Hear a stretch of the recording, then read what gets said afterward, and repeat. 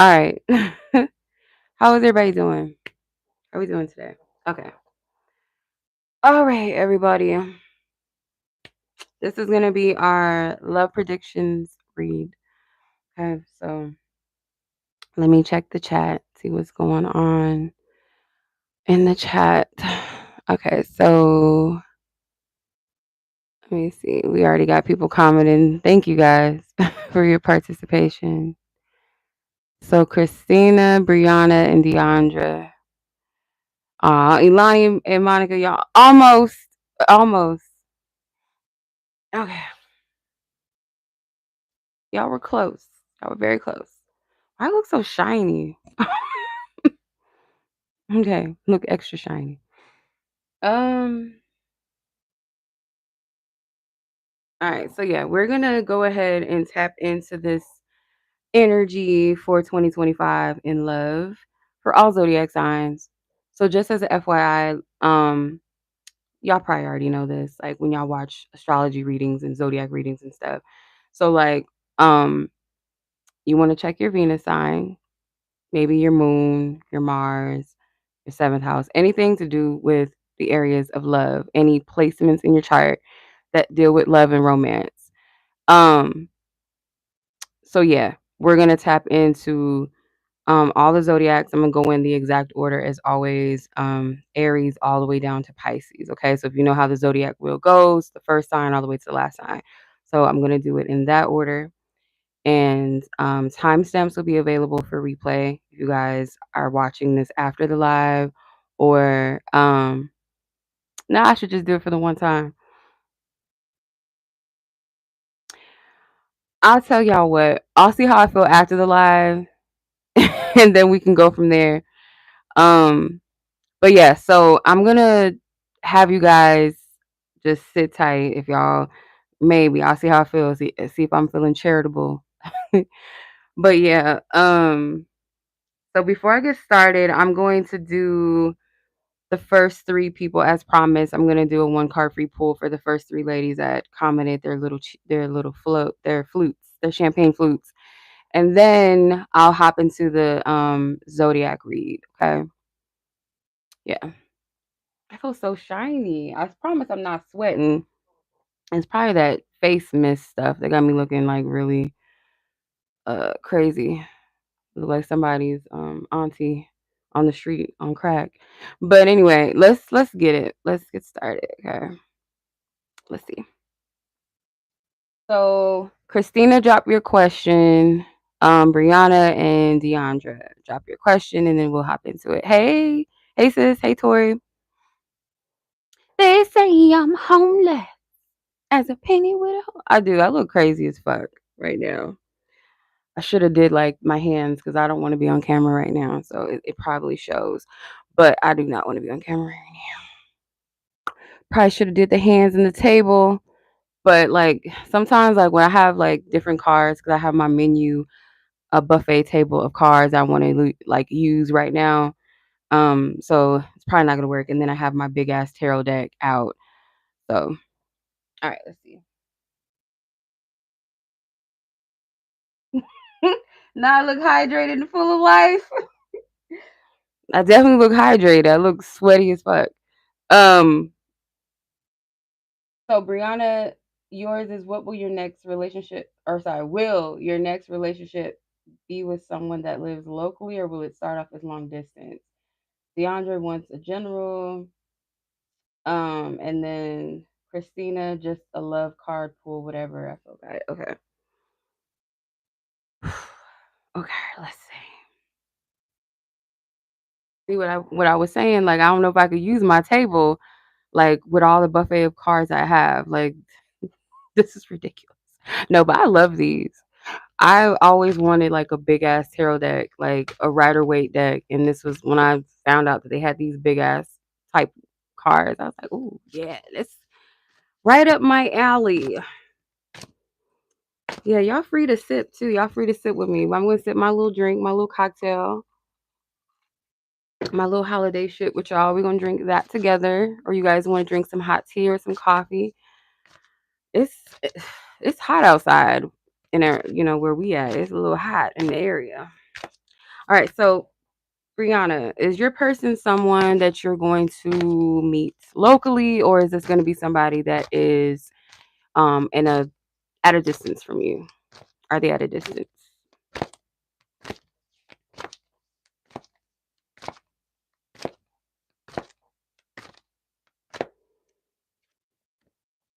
Page of Cups. Honestly, it does feel like a distance, but not a long distance. I don't feel like it's too far away. So I wouldn't say locally, like maybe let's say for instance, like if they're in the same state as you, they could be maybe I don't know, let's say like 2 or 3 cities over. Like it might be a little bit of a drive, or your state, they might be one state over or something. Let's say like Vegas or California or something like that. It's not that long of a distance. I wouldn't be like, oh, this person all the way in Africa or some shit, or somewhere in Europe, like, um so it's a little distance, but not too far, because I feel like with the Page of Cups, it's like they would start off communicating with you. So there is some sort of distance, but it doesn't seem like anything that's too broad. Does that make sense? So there is some distance there. Yes. All right. Definitely could be somewhere where the water is. So like let's say maybe California, that'd be most likely. Um unless you move from where you are and somewhere else, but I'm getting like most likely it's some hours away, if not a whole nother state, but like not too far to where you can't get to them easily. Like it would probably be like an hour trip or a hour long flight or something like that. Yeah, so why yeah. So see, if y'all meet up, y'all hang out, and be like, let's go to the beach, Ninja. Let's go to the beach. Let's frolic on the beach. Let's sip something on the beach. Let's smoke something on. No, I'm just playing. I'm just kidding. I'm just kidding. All right, so let's tap into Deandra. You want a general? Let's tap in. Let's see. Let's see.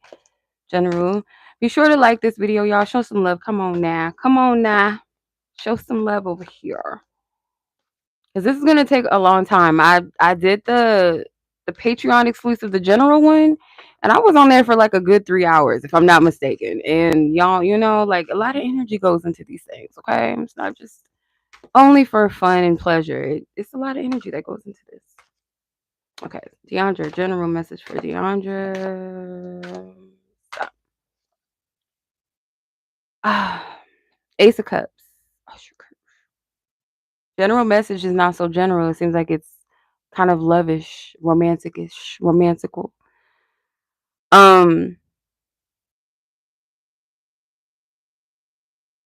I don't know why I'm hearing SWV rain in my head.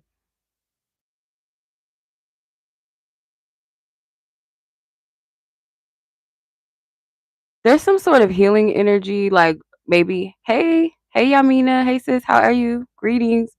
This feels like a healing type of like love situation, romantic. I don't feel like it's just general, but I do get that God source wants you to receive it. I had this dream a long time ago. Like sometimes I'll pick up that dream. Like if I look at this card, sometimes that dream will come to mind. And it was a very, very memorable dream that I had. Um, I was slightly delusional at the time. Like it was, speaking of cross water, this person was like all the way in another country. I was delusional as fuck with this. But anyway, the dream itself, I feel like was profound, because sometimes we place faces and images of maybe our heart's desire, but the message, I feel like there's something in that. So the dream that I had, I was deep, deep, deep in the ocean, like at the pit of the ocean, and I knew I needed to swim up, like up to like to get some like to breathe basically. But it wasn't like I was scared or anything. I just knew that I needed to swim up, and I could see like above the like where I was, I could see like the sun shining down under the water, and I was seeing all these crazy looking like creatures down there, and the mermaids didn't look so pretty. They didn't look like Little Mermaid, Ariel and shit. They didn't look like Yemoya. They looked kind of scary looking, but I wasn't like scared of them. I just knew that that was their form or something. I just accepted it, and I just like, okay, whatever. Swimming up to the top, swimming up to the top. I'm like, okay, how long is this shit gonna take? Because it took forever. And then when I finally got out of the water, and I saw like what looked like a big hand coming out the sky, and it reminded me of the Ace of Cups, and it was God's hand, almost like pulling me out of the water, but not literally touching me, but just like the energy. I don't know how to explain it, but like pulling me from the water. And I hear someone calling my name. And in my mind at the time, I thought it was this guy that I was into, this ninja. Um, and I was like calling their name. They called my name. I was calling their name back. And then it kept getting closer and closer until we did merge and we hugged, and that was the end of my dream. I feel like there might be something to that. Again, like I'm getting a healing type of relationship, some sort of a divine connection, whether it's like the one or it's just like someone that God places in your life for the right reasons or the right time. And 11:01 was on the timestamp, and I keep seeing that number everywhere. 11:01 on the clock, or if not on some timestamp or something, it's 11:01 is always there. So there's something with that. So I would be receptive to what this is. It's something that's calling for you, and you're calling for it, or an energy, an essence, and it may not be a specific person in mind. It's just it could be someone that you will meet, because the voice in my head, like I said, I think I kind of added, and maybe not. Maybe it was like that connection was there to help me at the time, and it wasn't meant to last, but it was just something that I needed to help me through at the time. But I couldn't see the person, I could just hear them. So it was like whatever you're calling out to is calling out for you, and spirit is doing it. This is divine. It's divine hands. All right. What the fuck? All right. So yeah, it says that sounds beautiful to me. Okay. I don't know the SWV song. That song is sexual in nature, right? If I'm not mistaken, but it can be taken in another context too. But sometimes I be, maybe it's just me being nasty. I don't know. I be thinking about nasty stuff sometimes when I hear stuff, but I don't know. Maybe it's not meant to be sexual, but I took it as sexual. But not in your reading. Not in that case. It feels like a healing energy. Okay. So next, Miss Christina, and then we're gonna get into the zodiac reads. Oh, I forgot. And Monica, because you've been on the live. The Ghetto Fairy Friday lives, I always choose 5 fairies. So the first 5 fairies to leave a fairy emoji in the chat during the live stream, I pick 5 of them to get a 1 card free pull. So if you ever happen to join a Ghetto Fairy Friday live, just make sure that you hop on and make sure you're presently on the live. So when I call your name, you can leave your question and we could do the 1 card free pull there. But I usually do that on there as well. I pick 5 fairies, 5 people. Christina, let's see. What is divine? What is your message? What do you need to know? Yeah, I love that song too. I love SWV. How about that? We love SWV over here. Knight of Pentacles. Okay. There could be somebody that's going to approach you.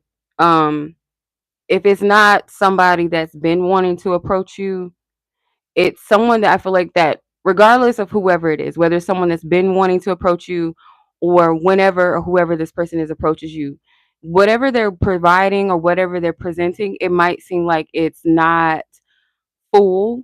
It may seem like, you might look at it as like, if you don't go on somewhere with that, like it's an initiative that's taken, but it's coming from a pure place. It's coming from a sincere, well thought out place. I feel like whatever this is, like it took something for this person to prepare this, or it's like if they don't know you at all, never met you, and it's the first time that they're, presenting themselves to you, they've worked like on their own journey in their own time, worked on being able to provide and show up in a certain way that's healthy in relationships. So for them, it is a big step. And on your side of things, it might look like it's a low effort, but I'm not getting like low effort literally. It might just seem that way. So how do I explain this? Trying to figure out like an example of what this could be, because I can like, get the energy, but like what in a real life scenario, what would this look like? Um let's say it's someone that has been interested in you at work, and you might be like, this person has not made a move on me. Like, I know that they're interested, I know they like me, but they're not taking any action. So like, what's up?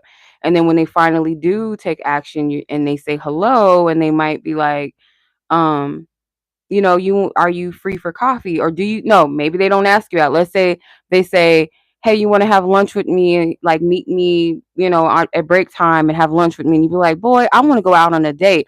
But it's like, well, we're in a work setting, and to not make it awkward or doing too much, let's like, just hang out at work as coworkers, and then see if we vibe, and then if we do, then we can take it to the next level. Something, maybe, maybe not that specific, but I'm kind of getting that. Like, you might look at it like, why don't you just ask me out for dinner or something, and like, or whatever. It's like, due to the circumstances, like, okay, we work together, I don't want to be awkward, I want to be respectful, and it might have taken a lot for this person to say, you know what, fuck it, we're coworkers, yes, but let me talk to this person. It's kind of giving that type of vibe. Doesn't have to be work related, but that's kind of what I'm getting. Okay. All right, so that was the free one pull real quick one time. So let's get into the collective zodiac reads, starting with Aries people or Aries placements.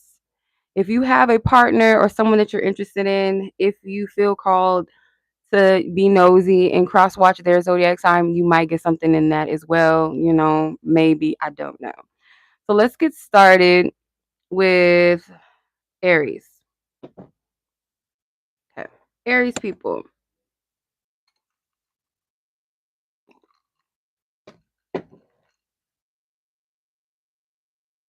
So your life is unpredictable, so it's possible that sounds like that's funny. Yeah, just be open. I mean, like, at least kind of see what it's about, fill it out, if you feel called to. But I don't see that this is like a bad intentioned person or individual. All right, so Aries, let's get into your reading. Whether you are an Aries, Sun, Moon, Rising, Venus, seventh house, Juno, Mars, Moon, whatever. I said Moon already. I did. Aries anyway. Or you could be cross watching about an Aries person that you're interested in. So this is your 2025 love predictions forecast.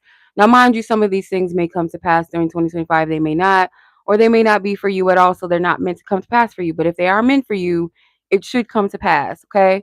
So I only want what is supposed to come through.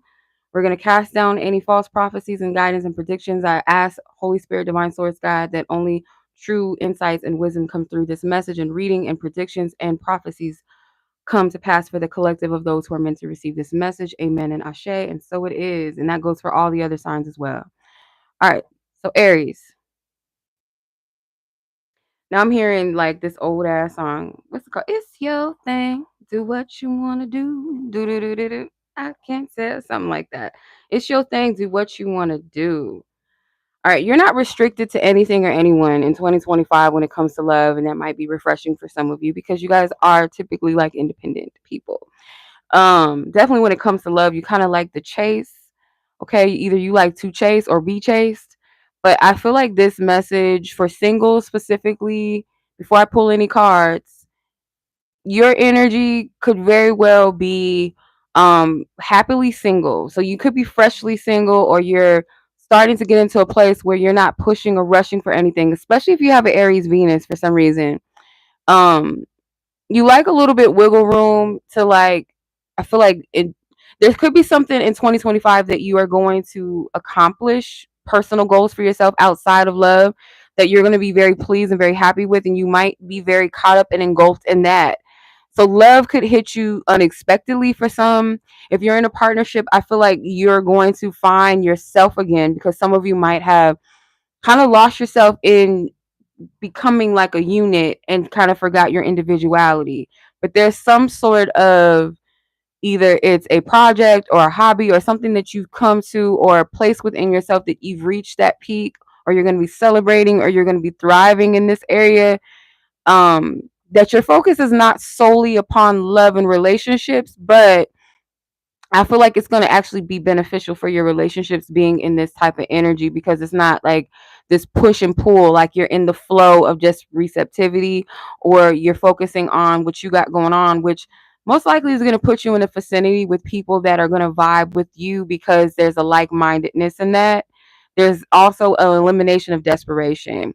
You and your partner may benefit from the fact that you're finding your own groove again. Like, it's refreshing to your partner. If you have a healthy partner, they're going to vibe with this. Now let's go ahead and tap into the energy. So I'm going to see what is the overall energy. I'm going to use this love oracle before we get into tarot. What is the overall love energy for Aries placements that are affected by love and relationships in 2025? You want to come out or nah? What's up? Euphoria. Euphoria. So it's like a high. It's a good feeling. Like, there's no specific energy going on. Like, there's no like specific scene or anything happening or people in the card. It's just a vibe. It's just an energy. It's a radiation of energy. So you're in a good place within yourself. Like, the relationship with yourself may be A1 in 2025, and I feel like that's attractive. Whoever you do connect with, or whoever you are connected with, if you're in a long-term relationship or you're currently in a commitment, it's going to feel really good. And sex might be really good too, if you choose the right person. Surprisingly, you might vibe with a Gemini person, or someone that has maybe a lot of energy in their third house, like, or you could have some Gemini placements.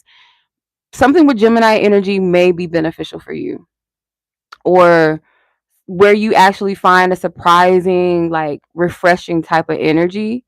You might also find too that conversations flow in a way that's like, it's like, oh my, you know how when you have a conversation with people, like a person or people, and you guys are talking about something that's like, y'all all resonate with it, y'all all vibing, and you get chills. It's almost like a spiritual confirmation. Like, yeah, like you get it. Like, yeah, it's a exchange that feels really, it's like right place, right time vibe. I'm like goosebumps, chills.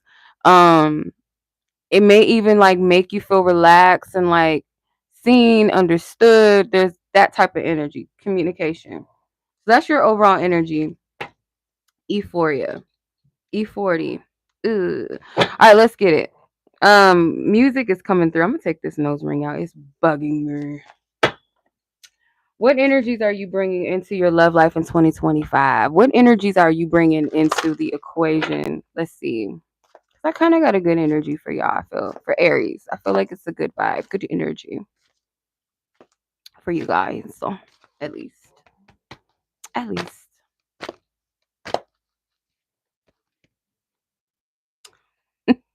The star. Your energy is like really, I feel, focused on yourself. It's healthy. And this didn't come easy, but I feel like your energy is, you don't have to really do too much to get the attention maybe that, maybe you kind of fought for in the past, or felt like you had to do a lot to get, or it's like you don't have to put yourself out there too much. Just be your authentic self. You're going to shine regardless. If you're in alignment with yourself, you're healing, you're in a positive vibration, you're focusing on like what is important, what matters, what's healthy for you, you're going to attract some good energy out of this. You're going to attract some good energy out of this. Right place, right time, serendipitous vibes is like what you're bringing into 2025. This is a beautiful energy. And this is not just coming from some random place. I feel like you've worked to get to this place. You've had to heal and release. And you may still be in a place where you're working through some things. We're never perfect, right? But I get, especially if you're purpose driven, you're focused on a purpose and goals for yourself. What is in alignment with my life? What is in alignment with my purpose, my calling, or my creativity, my spiritual path? What spiritual practices are in alignment with me? Like, when you're focused on that, you're going to align with the right person, trust me. And if you're already in a relationship, this person is like, they're going to gravitate towards you more because of the healing work you're doing on yourself. It makes you more attractive, believe it or not, right? And you see how she's stripped naked, she's naked. So I feel like your energy is very open and receptive, but it's natural. It's like, what you see is what you get. Very authentic energy. That's the energy that you're bringing in 2025, Aries. Okay. So let's see what is a key lesson, maybe something maybe that you'll be called to learn or prepared to learn in 2025. Aries placement people.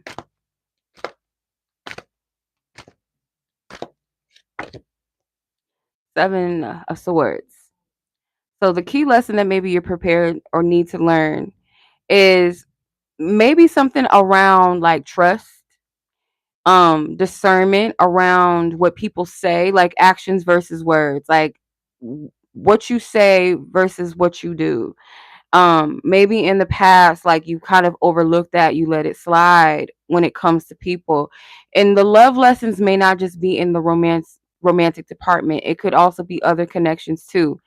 So yeah.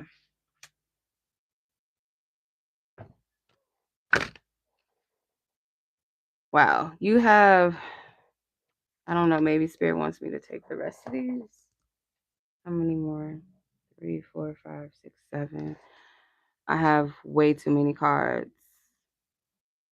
I'm gonna keep these to the side because they might have a message for you. I'll tap into that in a second. But um, if you have any romantic opportunities, what is those romantic opportunities or connections that may arise, or if you're already in one, like what is the energies or opportunities or something that may arise within your existing connection? So let's see for Aries placement, Three of Wands. There could be someone that is kind of anticipating or waiting for the right moment to move towards you, or this could be you. Three of Wands is Aries energy. So there's a heavy emphasis around this, like being almost time sensitive too, because we're going to come into Aries season not too far from now. So sometime around maybe Aries season, or someone just wants to come towards you, or you want to come towards someone. And this could be a situation or connection where there is distance. If there's an existing relationship that you are currently in, there could have been some distance between the two of you in the past. Maybe a lack of passion. Again, maybe you needed to take a step back or focus on yourself to figure out, like, what do I really want out of life? Who am I really? Like, you needed to travel maybe for some of you, or like move away from somebody. Maybe. Because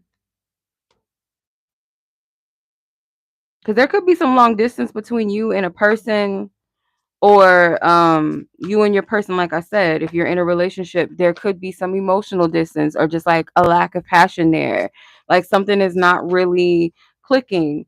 And by taking a step back and focusing on your own self and your own energy, it actually brings the passion back into your union. Okay, what challenges or blocks might you be forced to face or rise to the occasion of in your connections, romantic ones, platonic ones, whatever?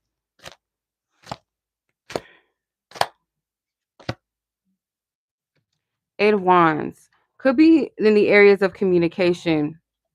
Remember, I was saying like your communication is going to have, like, there's a good opportunity for you to connect with people.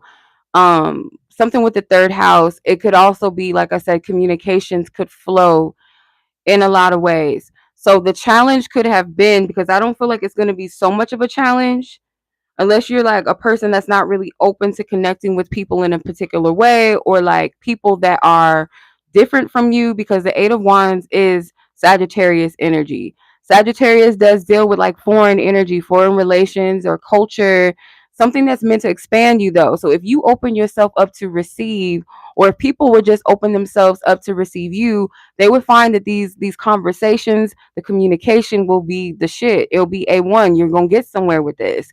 I'm getting passion flowing as well. So you and your partner might need to be open to explore different levels of communication, or topics of communication, or things that maybe you want to touch on or talk about that you don't, or maybe that you guys may, one of you or both of you may have been closed off to discussion, because you'll be pleasantly surprised what it does for your relationship and your connection. I feel like got a lot of wands, fire energy.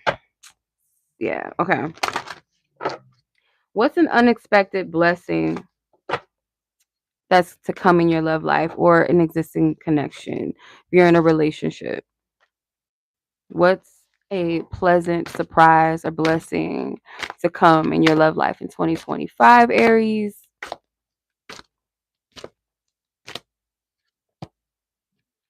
My deck in reverse, yeah, because I know I put these all upright. Nine of Swords. So a blessing.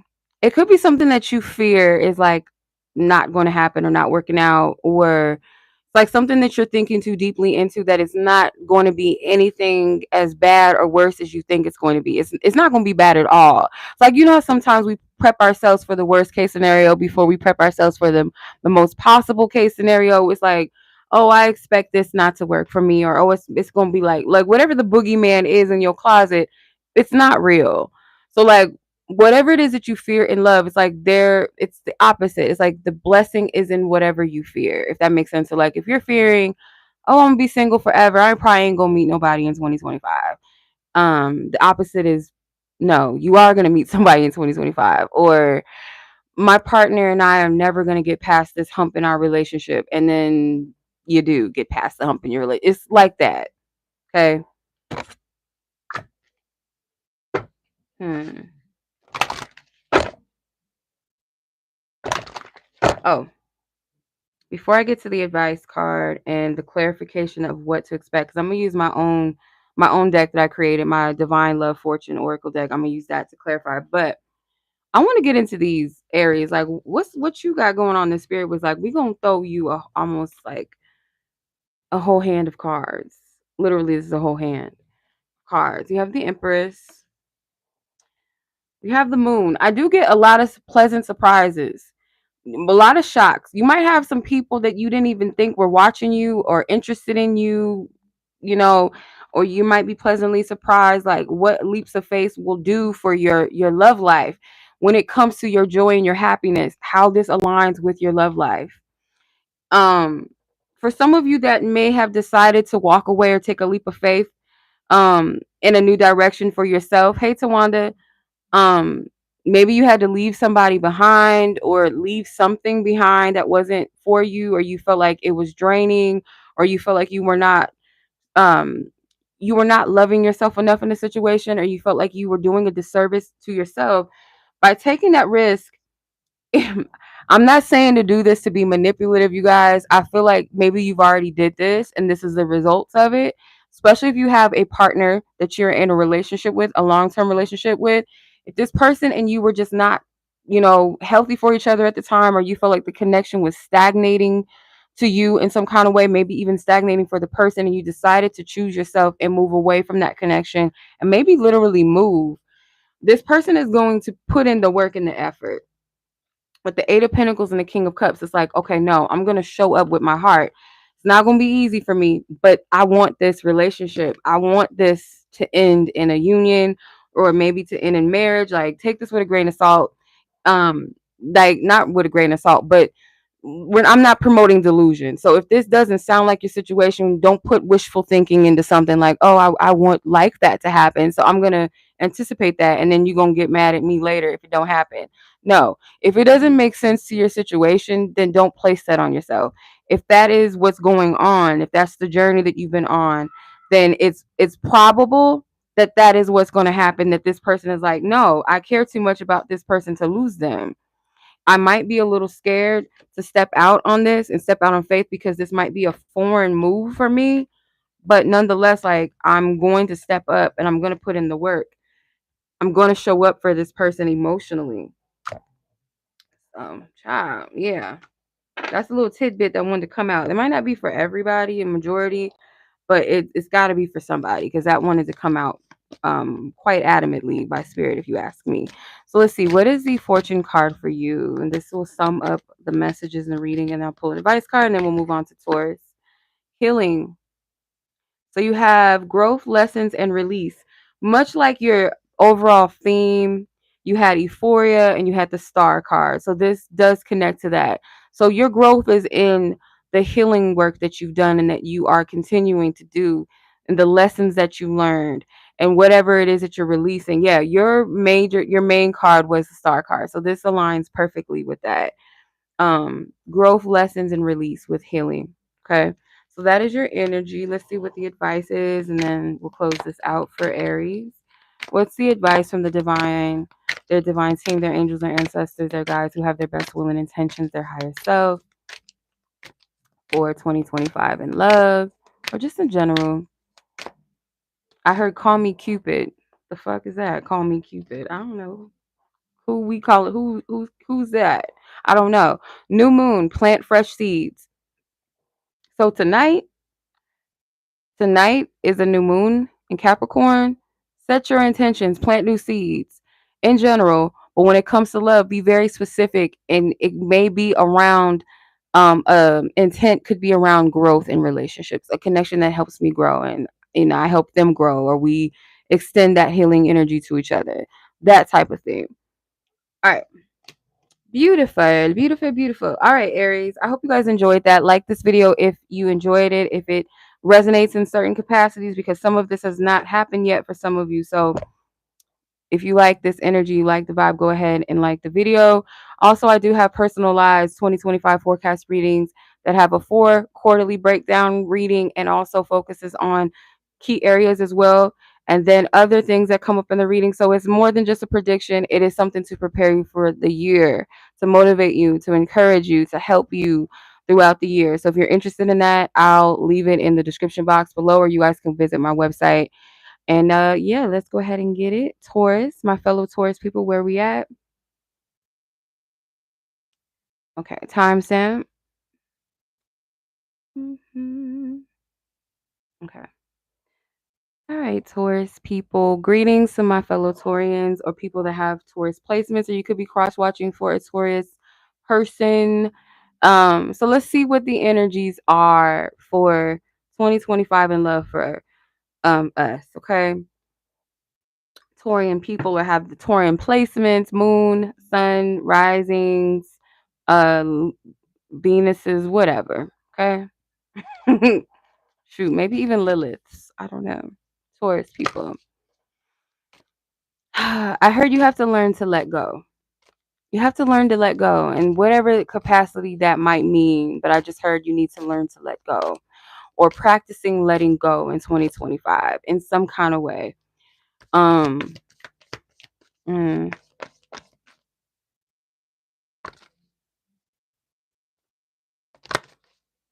I don't know. I'm hearing at your best, you are loved by the Isley brothers or Aaliyah, whichever one you're more familiar with. But that's what I heard. I don't know what that has to do with anything. That could be for couples. Hmm. Yeah, that's more of couple energy. But I do feel like overall, just for Tauruses, learning to let go, embracing letting go. Okay. All right. Let's see. What's the overall energy? Dreams come true. They do.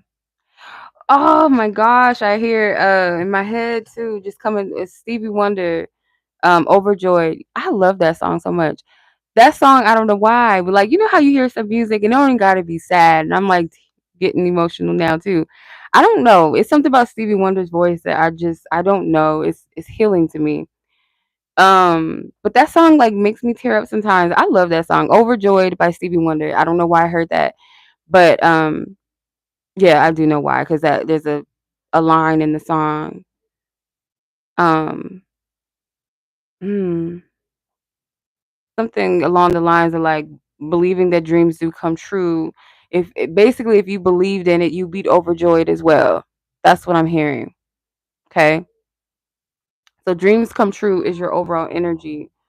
So dreams do come true, child. They do. And maybe you need to know that. And it might be something that happens, like some sort of like divine, no free readings. There is something that comes across like your path, like the shooting star in this card. Something divine might have to come to you or be revealed to you or shown to you for you to see. Because as a Taurus, I'll speak for myself, child. As a Taurus, like we have to see shit to believe it, and maybe that's a fixed sign thing. Maybe that's an air, not an air, but maybe it is for air signs too sometimes. But as an Earth sign, the practicality thing, I have to see it to believe it. And as a triple Taurus, I can speak for myself for sure that like Some things it has to be like simple and plain laid out in front of you, like straight to the point. It too much, oh, just guess and think about it, and like too much like um subliminal, not straight to the point things, like that is not something that we prefer. Like be direct or just don't at all. Like don't come at all. Because and I say that to the divine, like you gonna have to make it simple and plain for me. I don't have time for the trivial games, like like yeah, I get we gotta work on our intuition and strength it daily and trust it, but come on, like sometimes you gotta have confirmations physically too, right? And that goes for anyone. But in this instance, Taurus, your overall energy for the theme of love is dreams come true. And there's something about that is very divine. Could be something with Leo energy. Um, could even be something with Scorpio energy, 'cause the eighth house, August, or Leo energy, Virgo energy, something with yeah, those key things. And maybe something with the number 8 just in general. Because this card is number 8 and there's 8 views right now, or 8 people here. So something with the number 8 or 88 or 808. 808 heartbreak. Maybe you've been like through the wire with love, like Kanye said. Maybe you're a Taurus Gemini cusp as well. Okay. So what is the energy that you are bringing into 2025 in love? Bia, Bia. Hello. I don't know if I said your name right, but I just felt like saying that when I seen your name. Yeah, that walking by faith stuff sometimes is like for a Taurus is like you really like pinching us really hard in the booty and it don't feel good. Don't do that. So I'm not doing reversals. I keep picking up my deck in reverse. But the nine or the 4 of Pentacles.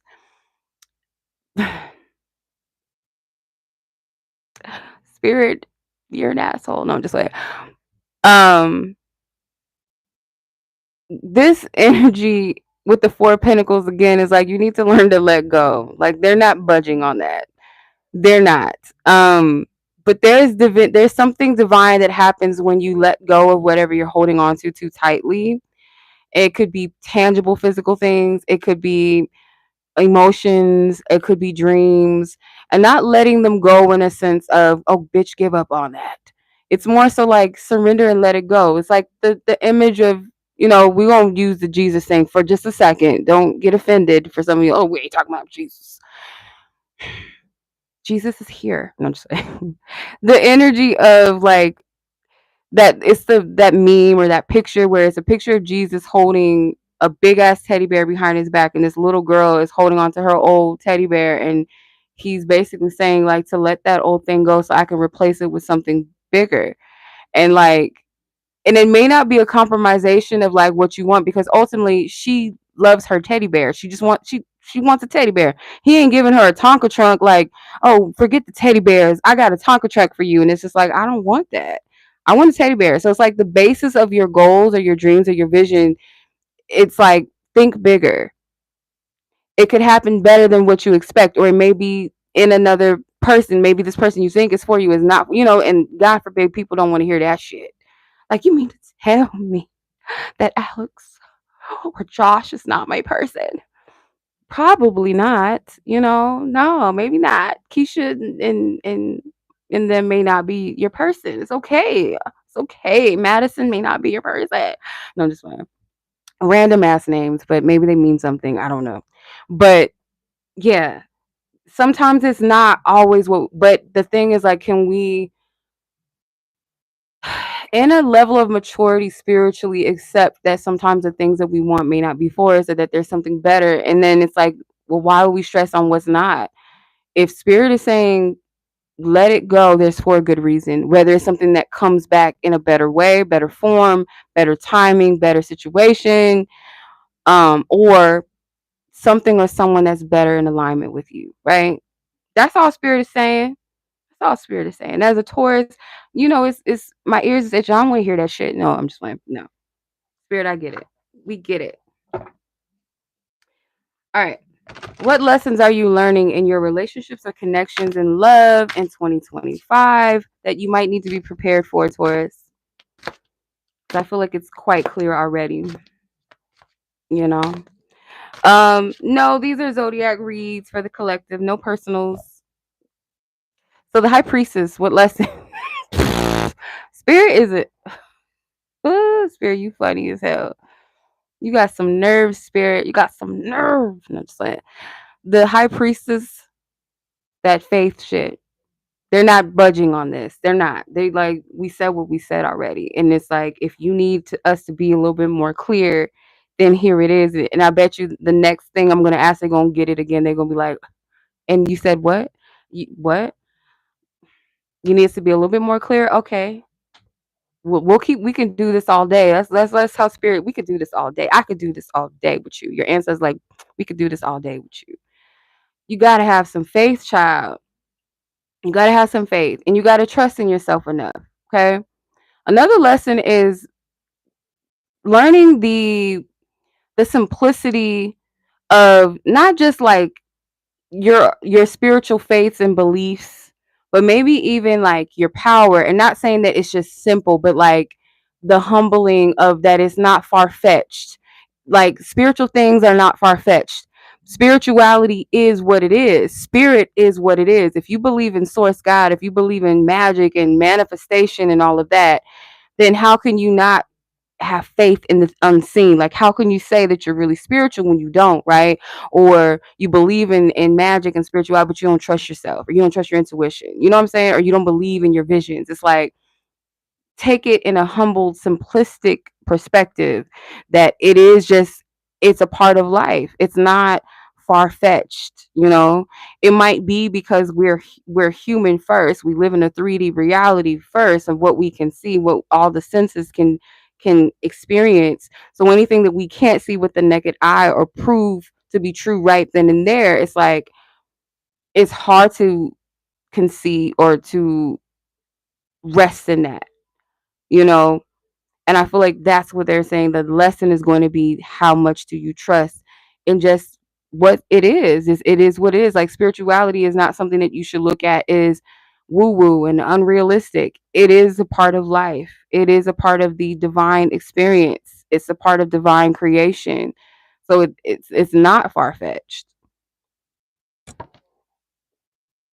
And I'm not saying to be delusional because you know good and well, like me, no bitch, we don't like delusional reports over here. Like no, like um just learning my lesson with that in the past as a youngin, and like spiritually immature in ways where you get too caught up in the spiritual and you're not grounded and you're not checking things and you're not using your discernment. I do not encourage just walking around with your top missing, you know. Make sure that everything is screwed on tight and you're sober minded. As I sip this cocktail, be sober minded, okay? And what I mean by sober mind, not necessarily like that you're not drunk off of alcohol or high, but just like your head is not in the clouds somewhere. Just okay. So, what opportunities for love or connection will arise for you? What opportunities for love or connection will arise for you in 2025? Taurus people placements. Queen of Swords. I told you. I told you, Spirit has said so. So you need another what? You need like you want to do this with us for real? Queen of Swords. The opportunity to really test you in how receptive or how open you are to love or to be loved, to experience love or experience it in a new way, or to graduate with your person if you're already in a relationship. And I feel like for a lot of the Taurians, some of you guys may be single or you're dating somebody right now. Okay. And it's like it could reach the next level, or your love life could reach the next level, but it's like how receptive are you? Because the Queen of Swords, like, I done been through the wire. I ain't got time for this. Hey, Ashley, I ain't got time for this shit. Okay. You come corrected, don't come at all. And it's like, okay, that's cool and everything. But still be receptive, still be open. What am I sipping on? I got some cranberry wine. I didn't put my other stuff in there because I want to wait to pop that open later tonight. So yeah, and I got some pomegranate and some rosemary in there, some rosemary leaf. Thank you. I'm glad you caught the live too, sis. Greetings. Happy New Year's Eve to everybody, or New Year's, whenever you watch this. But yeah, Queen of Swords, what I love about the Queen of Swords though is it's like she's got her sword up. Like she's ready to like, tell a person what it is and like, ask questions, but her hand is open. So it's like, okay, I'm receptive. I'm going to listen. I'm going to hear you out. But just know that if you say something out of pocket or you try to like come at me, I got something for you. Okay. I'm going to speak my truth. I'm going to speak my peace while I hold my peace. No, I'm just playing.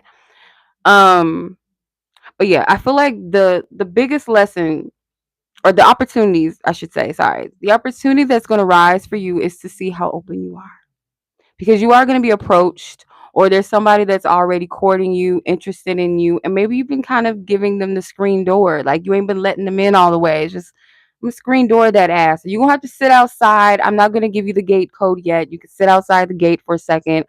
I don't know if I want to let you in. It's kind of that's where love is with or like with a person that maybe you're engaging with or dating, getting to know. Okay. So, what challenges or blocks might you face in your relationships or just love in 2025 that you might need to be prepared for? To face, confront, rise to the occasion of.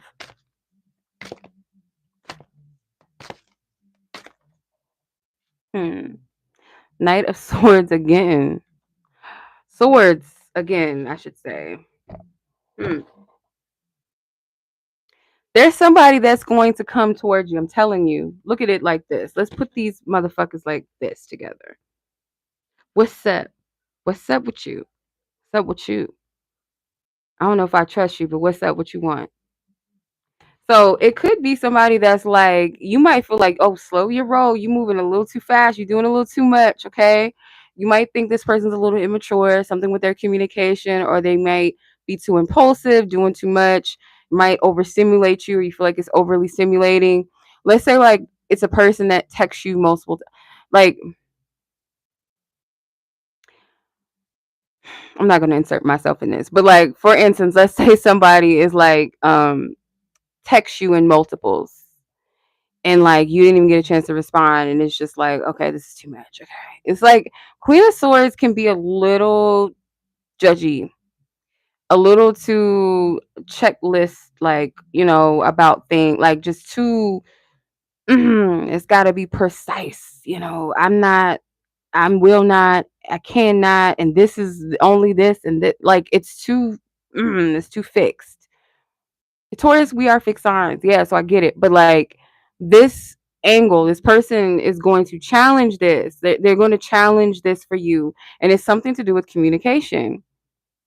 You might have maybe more than one person like trying to come forward and like get to know you. It could be your person, like if it's someone you're dating. They might call you out on your shit. How are you going to handle it though? Okay, because this conversation could be a breakthrough or it could be a complete bust that you just can't repair and fix. It's just like the pipe is blown. You can't do shit to it. You can't fix the shit. Or it might be like there's a leak, let's fix it. That type of thing. Could be that type of energy.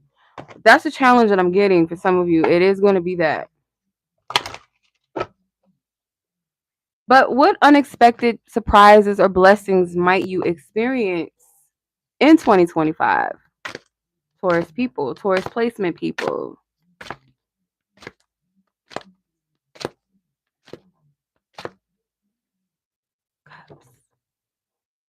The Ace of Cups. Hmm. So the unexpected surprise or blessings again is that you could have love. You could have actually you can have a really beautiful relationship or repairing of your union. At the bottom of the deck you have the Four Wands, by the way, but you could have a really beautiful relationship that comes and forms for you if you so receive it because God has it for you. God has it for you. It's there. And some of you guys, it could be marriage with the Four Wands at the bottom of the deck. These are marriage cards or marriage proposal. And if it's not that deep yet, there's something promising that could lead to a very happy relationship if you allow yourself to receive it or just be open to receive love. Like it's not always a battle. And I understand that maybe the Queen of Swords, if whether you are a male Taurus or not, you know, the Queen of Swords just represents someone that has been through some shit, and she's not as open as she once was. She's more discerning, and sometimes she can be a little too discerning to the point of criticism and judgmental energy, and not trusting people, and maybe making a checklist of things. It's like, if you don't meet that, get the fuck out of here. And that's to protect the self sometimes, right? So that the unexpected blessings and opportunities that arise is love, true love, divine love, a gift from God type of love, something that is healing and purifying for you, something that may help kind of melt that ice cold energy. Like, you might need that, you know. This is like that you know, that sweet tea, that, you know, that brewed iced tea. I don't know about y'all, but I love that brewed iced tea that be out in the sun. Like, I'm not talking about cooking it on the stove or boiling it, but like in the sun, like that type of brewed iced tea on a hot summer day over some ice, like that type of energy. Like, it's relax. It's okay. Relax. Okay. You might need that. Might need that. Okay. So I'm gonna pull an advice card after I pull the my Love Fortune Oracle deck, just to see, like, you know, if this sums up or gives us a little bit more insight into 2025 for Taurus placements in love. Okay, we have reconciliation with renewal, return of lovers. So there's a possibility for that. Reconciliation could look like just two people that are already together that may needed to take a break, or they're still together but they're working through some issues that they have, and then they, you know, get it together. um or some of you, it could be return of lovers, and others of you, it may feel like a return of a lover with that Ace of Cups. It's something divine, you know. The Four of Wands was at the bottom of the deck as well. So the Four of Wands could be maybe like a happy connection or celebration of love. Could be also to the 1111 card, the that divine union energy again. So let's get some advice and then we'll close this out for Taurus placement people. Third house, take a good look around. So I'm getting like clean house, but the third house rules Gemini, communication, networking, technology. It could be too that maybe you haven't really explored every option.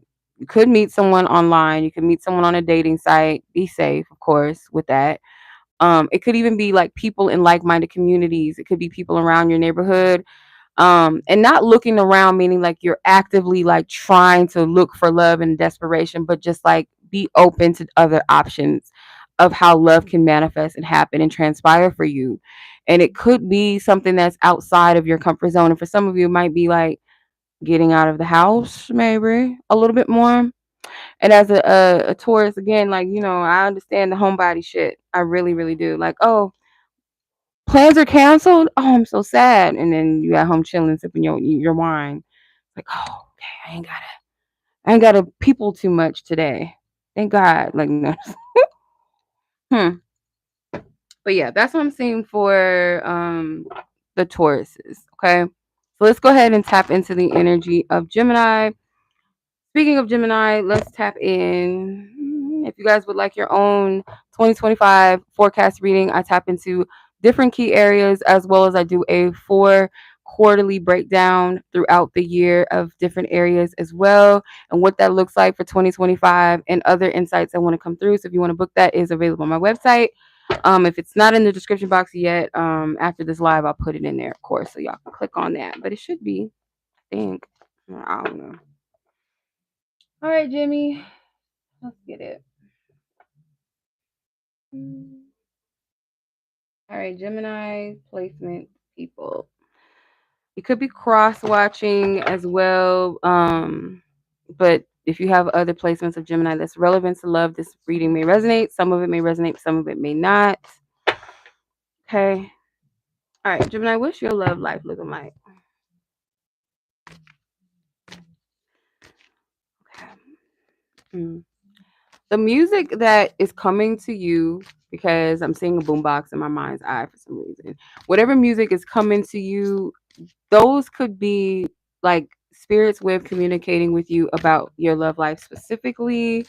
For some of you, this could tap into the realm of delusion. So use your discernment. But like some of you guys may feel like a lover, like the words that they want to say, like certain songs that come to you is like the words that they wish to express to you. Or if that's your love language and their love language, then that would make sense why music would be a thing. Um, could also be too like a heads up, a foretell of the future of the type of love experience that you're gonna have. Whatever stands out to you, especially if it's something that so random, maybe not even the type of music that you listen to or something that you've ever heard before. It's like the more significant. All right, what's the overall energy for Gemini? What's the overall energy for Gemini?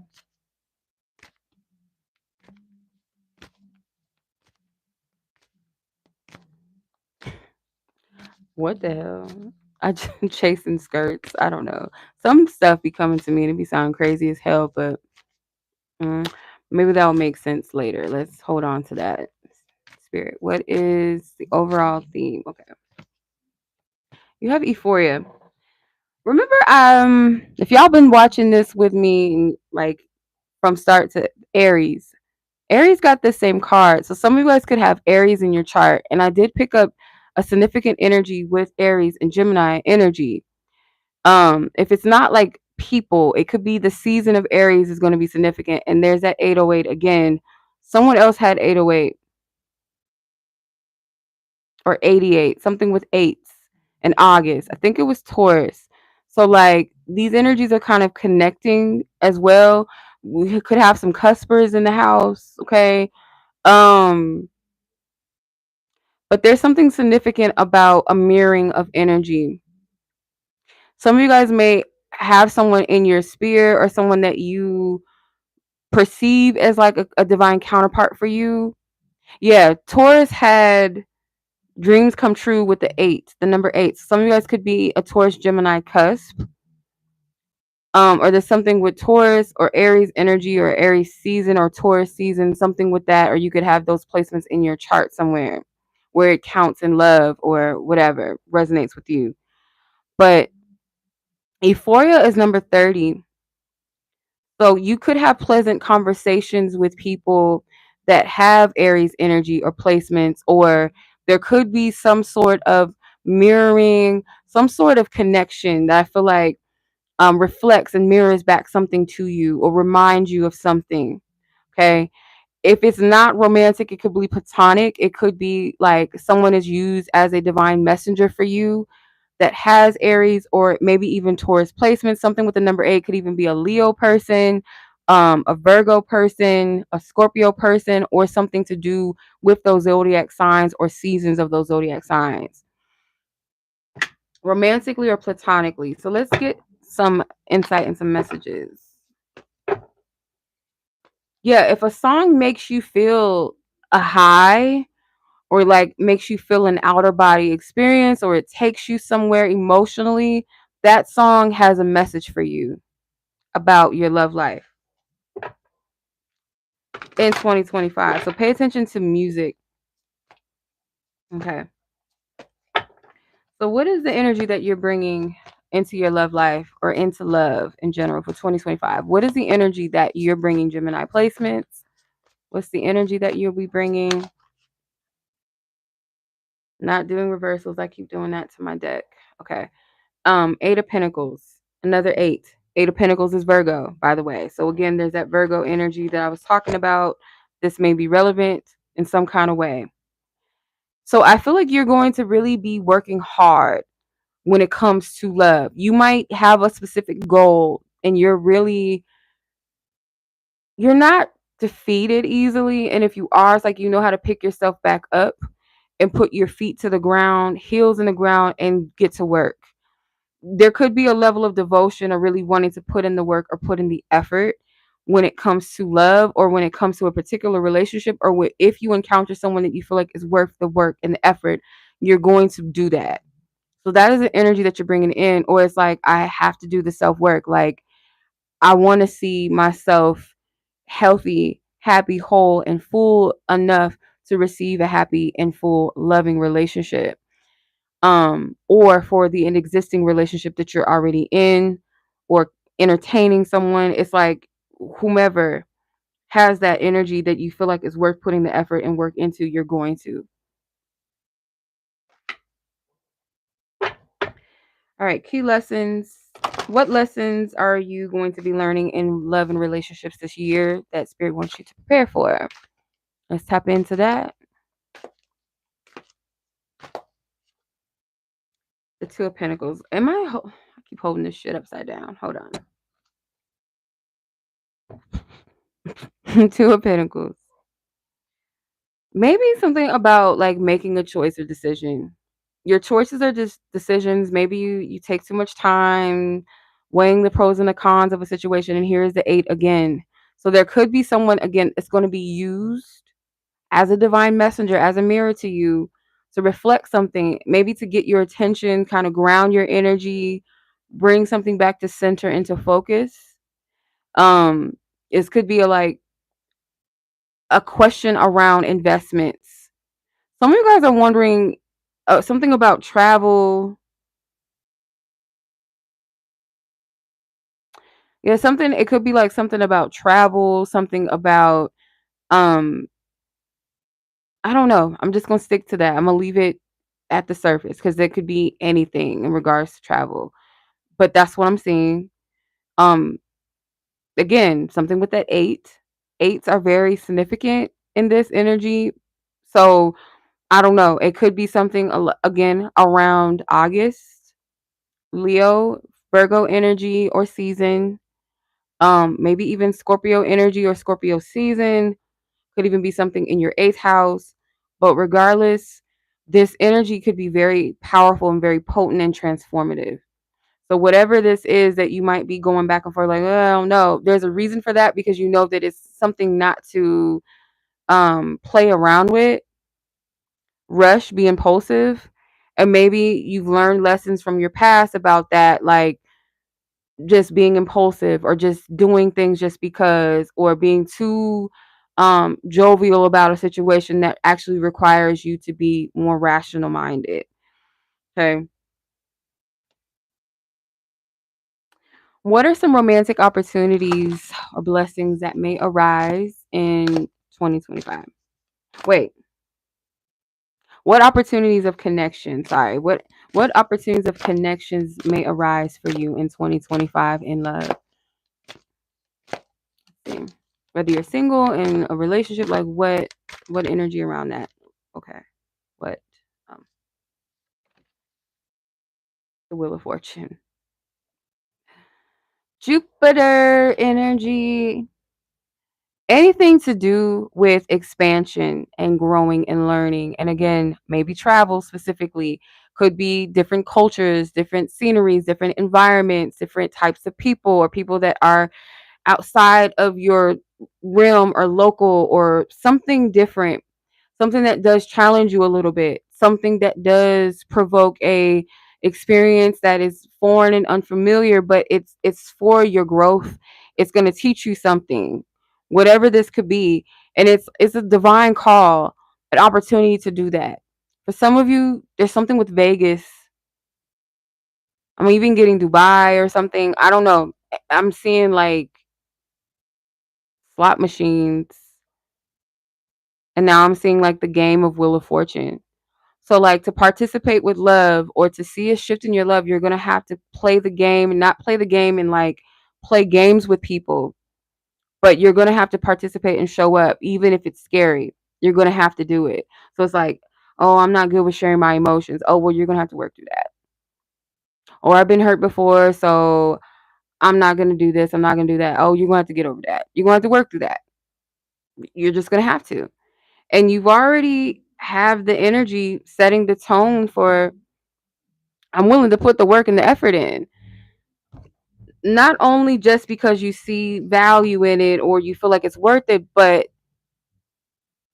how is this going to help me expand, not just in my comfort zone level? Because the Jupiter energy is not about comfort level. There's blessings and expansion and growth and learning and stepping out of comfort zone in Jupiter energy. So that's what I'm getting with that. And this is a major energy. Okay. So the opportunities that will arise is like it's going to feel a little bit like a risk, but the risk is worth to be taken, and not like a risk that is like you're just throwing caution to the wind and you're just being stupid and your head is not screwed on tight. No, it's like if your fears are there. This is the thing about 2025. It is about mastering things. So mastering a skill, mastering a fear, whatever it is, it's going to call you to rise to the occasion. All right. So yeah, so your opportunities or connections, it could be with people that are kind of different from you in some kind of way. There's some sort of differences. People that you can learn from, them learn from you. Yeah. Yeah, there's something with Vegas because that Sphinx is making me think about that hotel. The is it the Luxor? I can't remember the name of the hotel, but it's like an Egyptian themed hotel on the strip in Vegas. Okay. What challenges or blocks might you face in 2025 when it comes to love? What challenges or blocks might you face in love? Okay. The devil. Um, so the devil card is, they need to turn that down. Hold on, because I'm not trying to get copyright for that. The office music in the background. The devil card, it could be temptation. So you could be on a roll, you could be on a really good track, and then something or someone that you know is a distraction, or something or someone that you know is not good for you, but it's like a temptation maybe to fall back into, I'm hearing to fall back in sin, but not in the churchy way, but that's what I'm getting. It's like a metaphor, like to fall back into that thing that you know is bad for you, or that situation or that circumstance, or it could even be a mindset. You're challenged by this. Like, are you going to stay in this? And I feel like there could have been a connection or something that you know is not for you, but maybe when you weren't in your healthiest state, you kind of entertained it in a way that's like maybe you thought it was your person, or if you didn't think they were your person, it was kind of like, this is just as good as it gets. This is just what I'm going to settle with, even though it's not for you. Um, this is like going to be a test for you with the devil card. And it could be very soon because we are in Capricorn season. The devil card is Capricorn, or it could be something with Saturn. Somebody's Saturn return. Somebody could be turning 30 this year. Um, yeah, this is like something that you may still be kind of struggling, or certain aspects of things that you're kind of struggling with breaking free of. So yeah, that's what I'm seeing with that, Gemini. Let's go ahead and unexpected love surprises. So any unexpected blessings or surprises that um to look forward to in 2025. Let's see, for Geminis, what are some unexpected blessings and surprises in love? Ooh, why am I hearing Switch? I Call Your Name by Switch is coming through. I don't know why. Maybe the song subject matter doesn't resonate. Maybe it does, and for some of you, it's something with that. I don't know. And then the Page of Cups. So there's some sort of love energy coming in. It feels very romantic, like a poem, something that's well written or just well expressed or emotional. And it kind of, I don't know, it kind of feeds. There's something with music and like expressing that. So someone could express themselves literally through music, like a playlist of music, or this song, I'm gonna share this, or like someone's own very own music, or instruments, or writing abilities, or a poem, something artistic, something like heartfelt, um with an element of like, it's almost, how do I explain this? It's almost like this ethereal, like kind of out of the like out of this world, or out of timeline type of, like maybe the subject matter or how something is expressed. It feels very spiritual. So I can't really describe this. Like I can. feel it, but how do I describe it? And maybe that's what's communicated. Like I feel all this energy, I feel all these emotions. Something with like a Pisces energy or a Pisces way of expressing, or like a Pisces love language type of energy. I don't know if that makes any sense, but it takes you into another space. It makes you feel something. Remember, I was saying, like, if any songs or music that comes, it could be a message about your love life, or maybe an inspiration to write. Um, it's almost prophetic. It's like psychic. It's an intuitive form of creativity.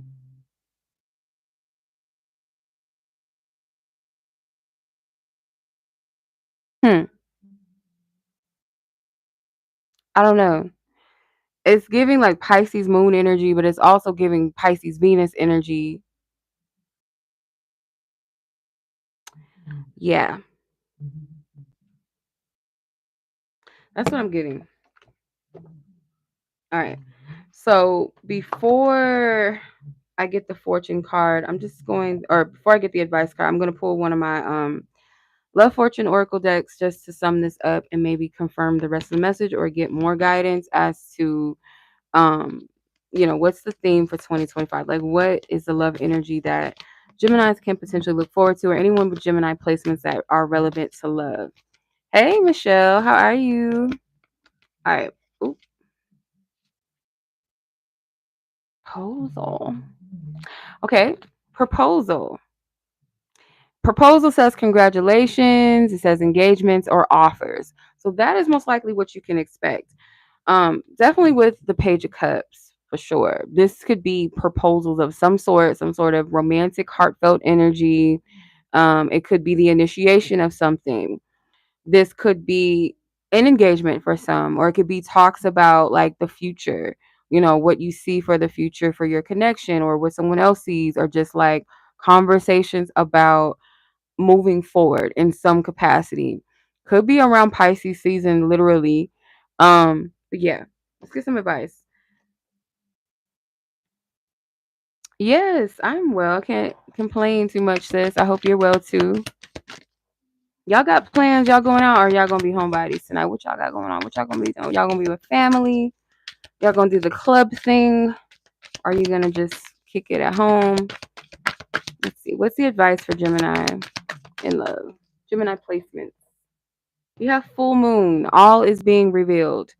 So I wouldn't worry too much about, like, if you're worried about the outcome, or if you feel like you don't have the clarity or the answers, you don't know how to proceed or move in something, know that it's going to be revealed to you in the divine right time, and maybe literally during a full moon or the next full moon. There's some sort of revealing, or throughout full moons throughout the year, maybe there's going to be different things revealed to you. In regards to love, everything must come to light,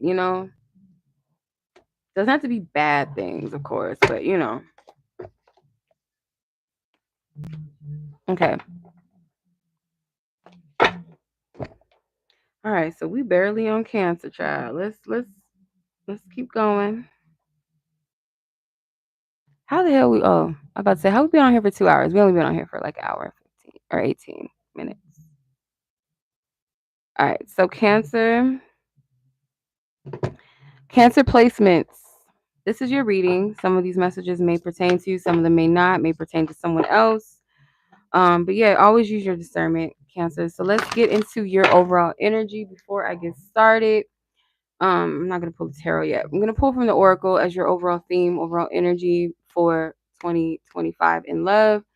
My cards are ripping. I have roughness with my shuffling. My decks be looking raggedy right here, like they've been through some things. But I've had this deck for a few years, so. But yeah, anywho, Cancer. I hear hope, hope in love, hope in love, hope and healing in love, hope and healing in love. Okay, so Cancer.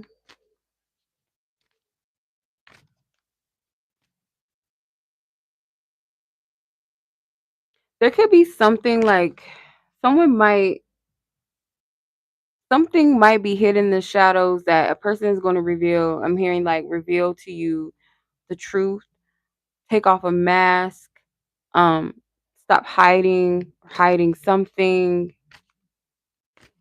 I mean, it doesn't have to be anything good or bad. I feel like it's just neutral, like whatever, whatever your situation is, however that unfolds or resonates, if it even resonates at all.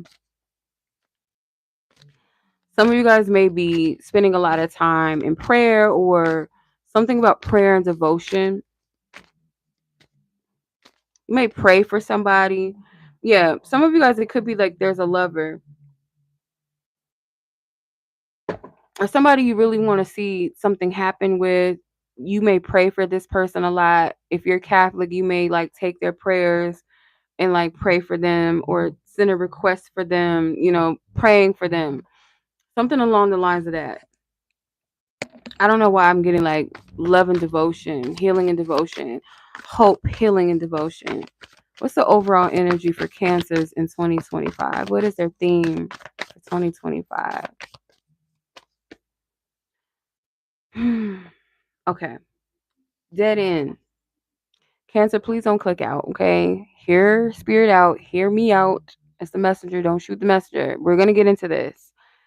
But I have a feeling that some of you guys are beating a dead horse. It's like you're really wanting something to work and it's not supposed to.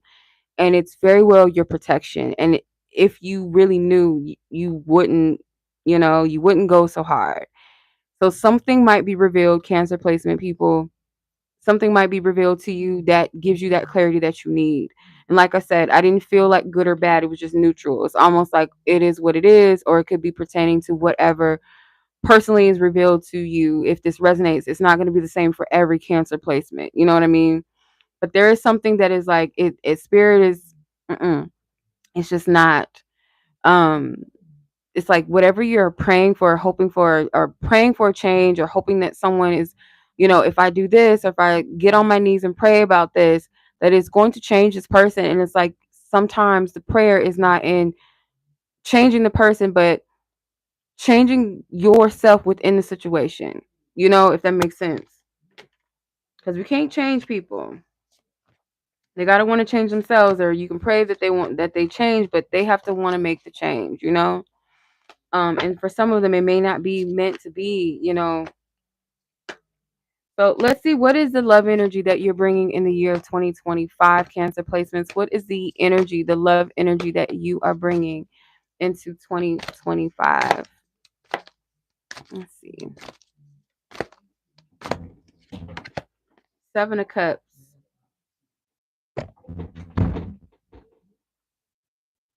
So the Seven of Cups energy, it very well could be like this idealistic energy. You have a vision, you have a goal of what you want to see, what you want to experience in love or a particular love situation. And this could very well speak again of that energy of wanting something that may not be for you, or just not really seeing that, okay, this is unhealthy for me, or this could be unhealthy for the both of us.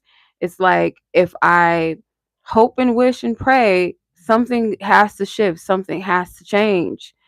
And it could be just like this overly idealistic energy around love, or it could be something that you're praying for.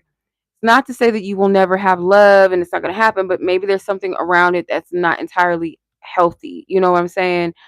Um so yeah. Let's see what else. All right. So let's see, what is a lesson that you will be learning, or that you may be needing to be prepared to learn in 2025 when it comes to love. What is the lesson for Cancers? Okay. I'm not taking reversals. The Hierophant. So the lesson very well could be in a commitment that you're already in, or something that you've devoted yourself to. Again, like I said, I'm getting this Catholic vibe. Remember, I was picking that up. Some of you guys could be Catholic. Some of you guys pray to the saints or work with the saints, and you may have included a particular person or something to the saints when it comes to love. Um, you have merged yourself with an energy or a person, And I feel like this person is going to be one of your lessons.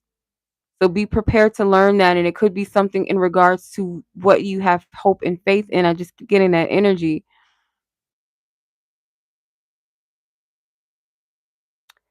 Some of you guys may have lit candles for this person. And I feel like this is with good intent for the most part. And for some of you, maybe with the intent to manipulate a person's free will or intentions, like a love spell or something. And you use the saint to do that. I don't know if you use Mother Mary, Virgin Mary, um, some sort of saint, or you've prayed for this person multiple times in good faith, and maybe not just about love and their well-being, and or not just about love and wanting to see a change in them, but maybe their well-being. Maybe this person was sick, or you were worried about them or something. Um, if it wasn't a saint, some of you guys, it was like a love deity, like a goddess or someone that maybe helps with the sphere of love in a way of like bring us together or keep us together. And it's like something with that. It's like it's working against this connection, because this, for some of you, this is not the person. And if it's no person, the lesson could be that you can't first force someone's free will, or love candles and trying to manifest love. You got to learn to manifest yourself. There's something that you're going to learn through this. Okay.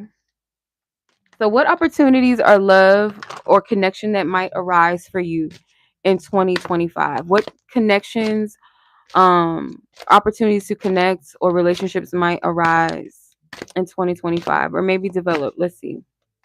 For 2025, Cancer placements. Nine of Swords, I'm not taking reverses again, but we'll keep that in mind. The Nine of Swords, I feel like the opportunities or connections that may arise very well could be in the places that you fear it. Like if you're holding on to it's got to be this person, or it's got to be in this way, or love has to manifest like this, if you break free out of that stiff, like strict energy that it has to be this specific, it has to go like this, you'll find that there's things that will come of this. It's almost like you're holding your own self back in your own mind, in your own head. You may fear what's on the other side. You may fear, it's like whatever the very thing that is that you fear, you confronting it and facing it, I feel like is what's keeping you capsuled. It's keeping you stuck in love. Whether it's a person on your mind or not, it's like what you fear. If it's a fear of, okay, well, what if it's not this person? What if we never end up together? By facing that fear of, okay, maybe it might not be him or her. Maybe we may never be together. But am I going to keep myself hostage and never experience life, or never experience the potential of true love somewhere else? If it's not about a specific person, it could be the fear of, well, what if I don't get married by 30? Okay, what's the possibility? Maybe you might not get married at 30, but can you be okay with the fact that maybe you'll get married at another time, a later time, when it's the right time? Are you going to hold yourself to this restrictive box, keep yourself in your head, living in fear, prophesying over that over yourself? It's like you got to break free out of this. Yeah, so you have the Magician at the bottom of the deck. You have to be careful where you place your focus, your energies, or blocking your blessings. It's like you have the power to manifest what your soul really wants. And sometimes, like the thing that we think we want, it's not coming from a pure hearted place. Sometimes it's coming from a place of desperation. It's coming from a place of what we know at the time, or what we believe we deserve, and it might not be truly what we deserve. We might deserve more, better. It could be from a lack mentality, that this is the best of what I can manifest or have, or this is all I know, or it has to be this or nothing else, and not being more so from an expansive mindset that something that is for you, you don't have to work so hard to get it. Meaning, like, you don't have to force it. And people might think differently. We can agree to disagree, but like if this has anything to do with like magic and spell work to get a person or to keep a person, if the person is meant for you, you don't have to do all of that. You know what I mean? If the person is a cheater or a liar, a candle is not going to stop that. Maybe for a time, but that shit's going to wear off. It's like you sprinkling magic dust, and then when it fades, then what? You know? If the person's inherently a liar or a cheater, that's just who the fuck they is, right? You can't change that. Okay. What challenges or blocks might you face in love that you are being encouraged to rise to the occasion of? Cancer placements, the star, and I'm not taking reversals again. I think some of my cards I put back in here upside down. So the star card, this has something to do with healing. Remember? So your key energy I kept picking up on, remember I was getting hope and healing, love.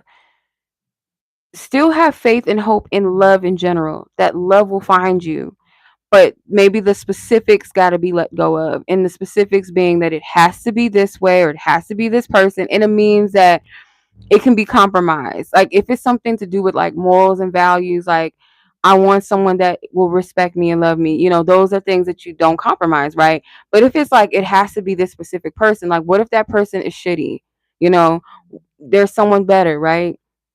Or does it have to be at the timeline that you want it to be in? Like maybe you're not going to be ready at 30 like you might think you are, right? So it's just, or maybe there's other things in your life that you're meant to experience first. It's like trust in the divine order of things and set your sights high in what's in alignment with you. And that might be a challenge for you. I keep getting this very strongly that some of you are very fixed on specific things that you're hoping and wishing for, and there's healing that needs to be done first. Some of you guys may not be ready for love yet, not in the capacity maybe that you desire yet, not fully.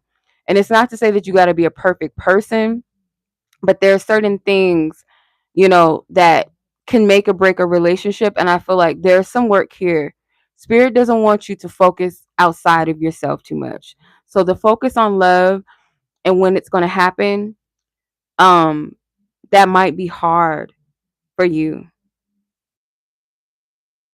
It might be a little hard, but this isn't a negative thing to say. It's not bad, but it's just like acknowledging where you're at and to say, okay, there's something that I have to release in order to pour into my future. I have to let go of what doesn't serve me. I have to strip myself of whatever I'm holding on to.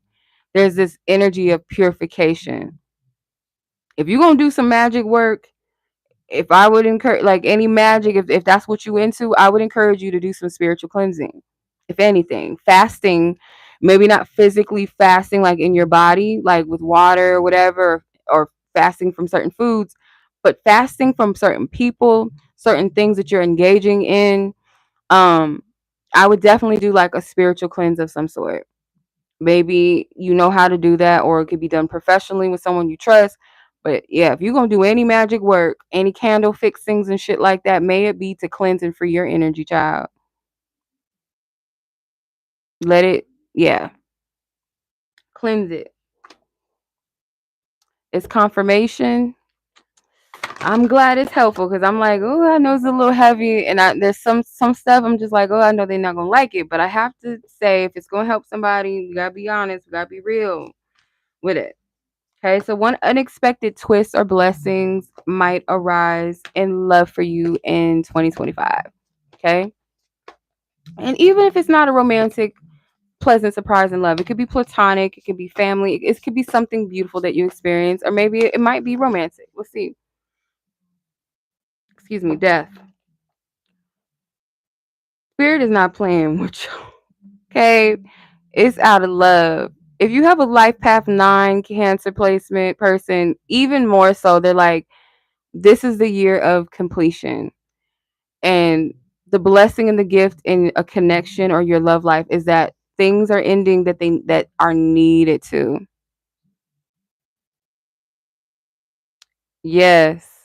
I appreciate that, sis. Yeah, we do need shadow work. It can't just be all, nah. It wouldn't be right if I just sat up here and just, I ain't gonna read. Because then I would have to reshuffle the cards, like, we ain't gonna read on that. I can't do that. The energy already came through before I even pulled the cards. I'm like, no, we're gonna have to get into it. We're gonna have to get into this. Okay? There is hope in your healing. Death is inevitable, right? Whether that's physical death, whether that's things that seasons come to close and completion so that a new energy can come in, rebirth, transformation, a new life starts. So the blessing and the gift that is unexpected is in the endings. You might be pleasantly surprised by what comes through from an end. Something that needed to end, something that needed to close out anyway, something that didn't serve you anyway, that is coming to its completion, is coming to its close. There's a blessing in that. And I feel like you'll see it. The thing that I love about the death card is like, yeah, in the front of the scene, it's death happening. But if you look in the back a little further, you'll see there's sun on the horizon. There's a rebirth. As there's a death happening, there's a resurrection happening in the background of this. So in the back, in the forefront, yes, it looks like an end. It looks like death. Like, oh shit, this is fucked. But in the back, there's resurrection. There's rebirth happening. You got a lot of majors. Like, first of all, you had the Hierophant, the Star, and now you got the Death card. Major energies going on in your love life. Major shifts. All right, so let's get some fortune card messages, and then we'll get your advice for this year. So let's see what your fortune message, your love fortune card is for Cancers 2025, Divine Spirit Cancer placements. Beep, beep. Who got the keys to my Jeep? I don't mean to beat my own horn, but beep, beep, beep, beep. Healing. Healing. Growth, lessons, and release. Need I say more, child? Thank you, Spirit, for the confirmations. This is on point. Let's get some advice. This growth, your healing is in your growth. Your healing is in your growth. Your growth is in your healing. Yeah. Fixed. Keep on keeping on. Don't give up on yourself. Don't give up. This is the thing too. Like, we can get mad at ourselves and say, "Oh, I keep repeating the same cycle. I keep, falling in love with the same person in another body, or I keep taking the same person back, or I keep falling for the same thing. Oh, I'm so stupid. I'm so dumb." You can do all that, but that's not going to get you anywhere. Spirit, the only thing that Spirit requires of us is if we keep falling in what we call failing, we keep falling. It doesn't matter how many times we fall, but how many times are you willing to get back up until you get it? Yes. You're welcome, sis. Most definitely. You're welcome. Yes. Stay focused on your forward movement, not how many times you fell. Get back up. Keep pushing. Sometimes we got to stumble and fall to get it. We might be a little wobbly in the beginning. We got the hang of it. We got the gist of it. Keep going. That's all Spirit requires. Spirit is not calling us to be perfect beings, like perfect in the eyes of human perfection. Perfection has nothing to do with not messing up or ever getting it wrong or having a moment, or that's not what Spirit requires of us. That's humanly impossible. To never make a mistake, to never so-called fail, to never do something bad, to human errors. Like, it's like a person that accidentally dropped something. Okay, you gonna go, "Oh, you're so fucking stupid, you dropped something." It's just like, okay, it happens. Maybe be a little more careful next time, or you couldn't avoided it. Okay, you know what I mean? Like, there's no such thing as perfection. It's not. So you got it. You're good. As long as you keep going, as long as you keep pushing, as long as you keep striving to be better in a healthy place and not in a place of perfectionism, because that eliminates the pressure on yourself. You're never going to be perfect. Nobody's ever going to be perfect. That's not humanly possible, and it's not a requirement from the divine to be perfect.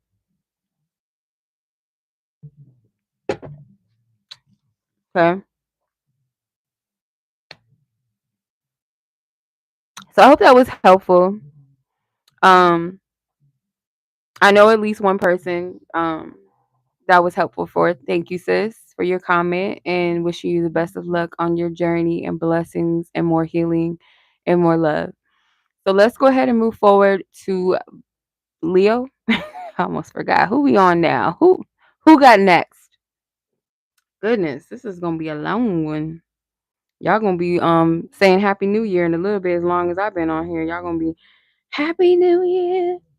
Unless you're like all the way in another country, but like if you in the US, y'all gonna be like, we've been on here for hours and we brought in the new, I'm just saying. Probably not.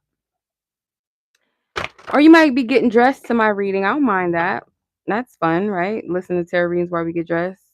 My deck is all type of confused, and I could have sworn I put all these upright, but I've been shuffling and then putting them back and then shuffling and putting them back and not paying attention to how I did it. So Leo placements, I should say rather. This is going to be your 2025 love prediction forecast reading.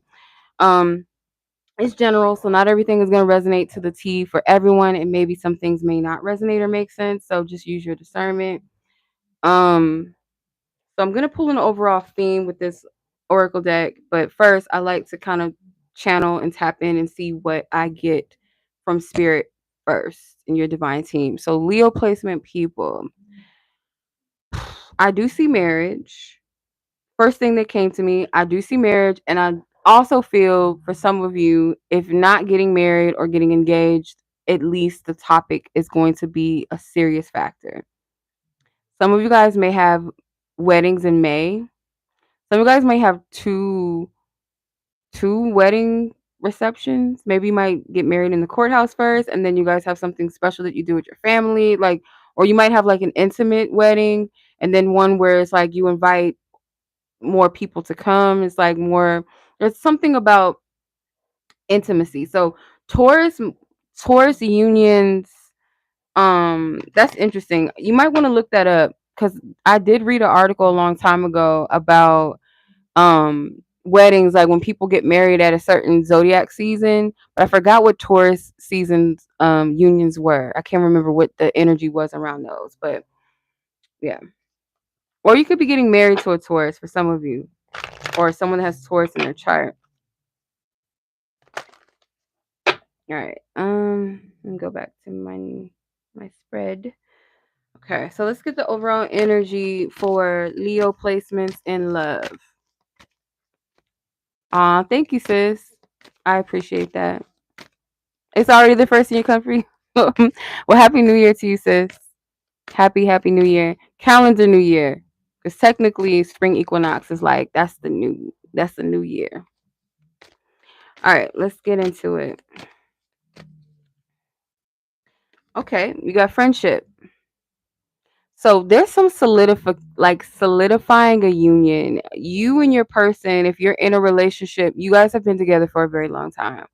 And for some of you, and you guys may have started off as friends, by the way, before I forget that. It's gonna like slip out of my mind and I'm gonna forget. But some of you guys could have met as friends, met through friends, and for some of you, you're gonna meet the love of your life, possibly this year through a friend or through mutual friends, or this might be someone that is your friend. Okay. For some reason, this feels like we're solidifying something with this fist pump. We're making something one. We're a unit. We're a team.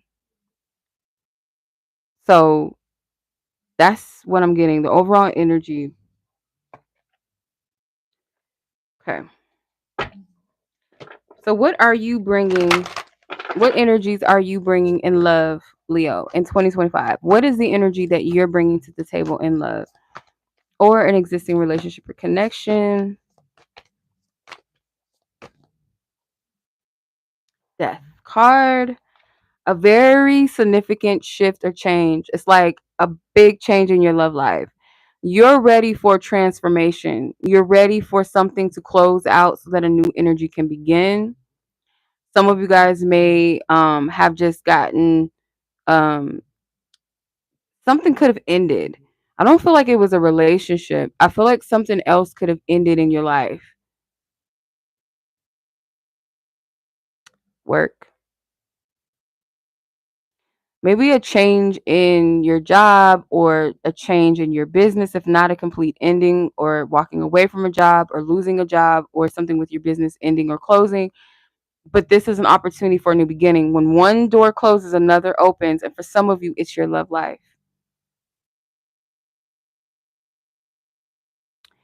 If it be that you really wanted it to work with someone and it didn't work previously, it may have not been as recent, but like letting that energy go, or finally having it, like maybe it's not someone that you're currently seeing or recently broke up with, but just the energy of it, you're finally releasing it. This opens the door to some sort of change in your love life. Okay.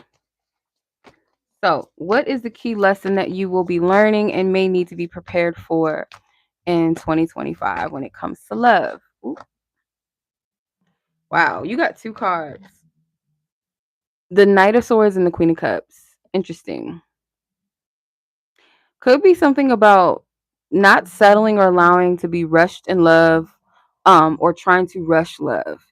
Maybe there was someone that you really wanted to be with, and you might have been very pushy about it, or vice versa. It's like someone that really wanted to be with you, but you weren't really certain about them. You didn't really feel that deep connection, but you settled.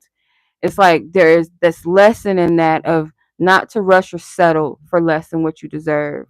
It's like the more that you keep your heart open for that true connection or that love that's of depth, the better it is that you're going to attract the right person. Because I feel like for some of you, you're going to potentially have someone come towards you that might confess how they feel and you don't feel the same, and you have to be honest about that. Maybe this is you confessing how you feel about someone, and this person may not feel the same. For some of you, it is a relationship that you're in that you want to confess or express something deeply to this person, and your fear of rejection is something that you're going to have to maneuver and work past, because this person most likely has the capacity and the space to hear what you have to say. They may be someone that's very patient and compassionate and nurturing anyway, so why would they shun you out? Maybe this is saying I love you for the first time to someone, or someone saying this to you. There's some sort of confession of truth, and it doesn't feel like it's negative. It just might be like, I have to get the shit off of my chest, I have to say it before I explode, type of energy. Okay. Leo,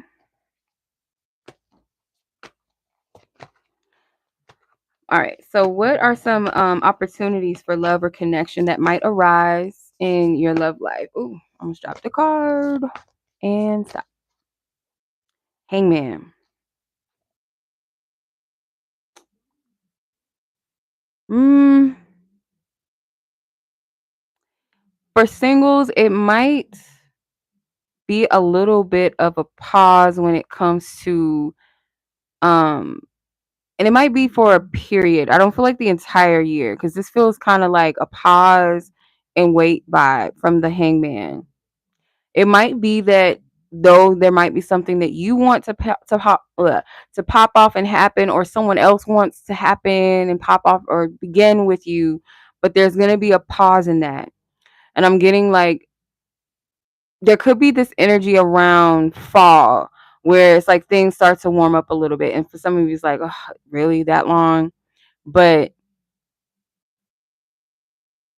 because it's not time yet, it's like there's something that needs to be maybe either released first, revealed first, sat with first.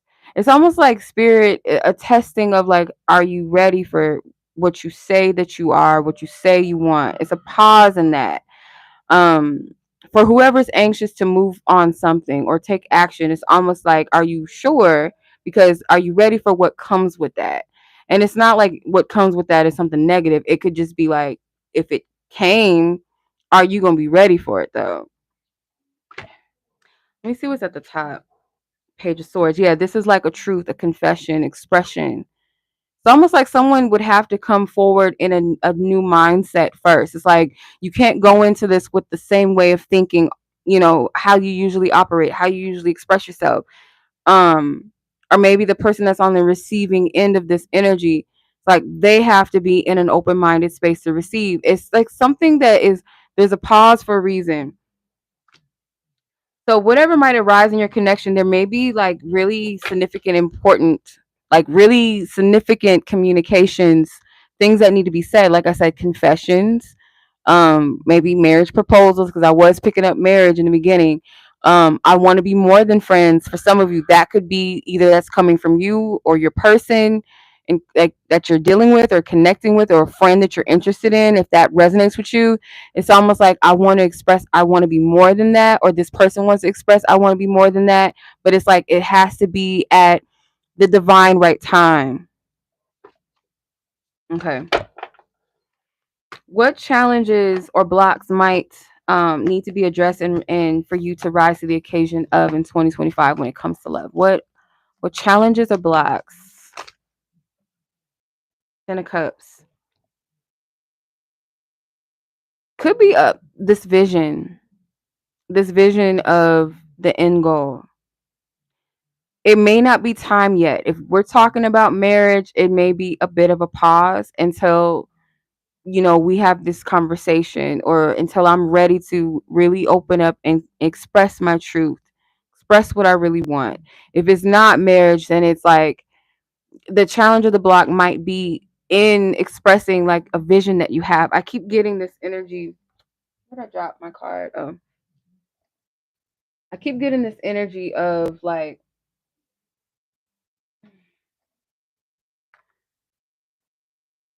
someone that wants to express like what they desire and what they want with another person, or someone wants to do this with you. And this is an end goal. It's like the end goal is to be together, and if not married, that is the end goal. But there's a conversation. That's one thing also too that I keep picking up. There's a conversation. What's the top of the deck? Six of Pentacles. Six of Pentacles is Taurus energy, by the way, as well. And you see that scale. So again, going back to the whole marriage thing, it could be a courthouse marriage first and then a family wedding. But there's a pause on this because there's like timing involved, or a conversation needs to really be had. And if someone is not prepared or they feel scared to have it, that could be the delay.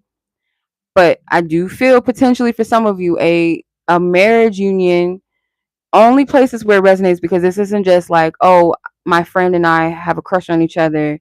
They confess that they love me, and then all of a sudden we get married. I mean, that could possibly happen, but I feel like it's more so for people that are in relationships with each other. That's a strong possibility.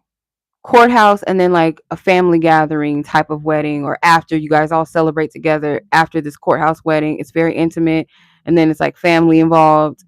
And for others, it's just like, I want to wait and see if we have the same vision of what we want out of love in a relationship before I invest in this, before I sign this spiritual contract with this person, or before I confess my feelings or my emotions.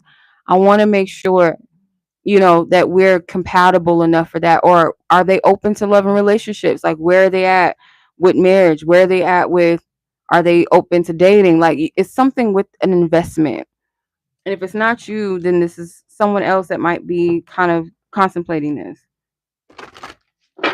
Okay, so what's an unexpected twist or blessing when it comes to your love life in 2025?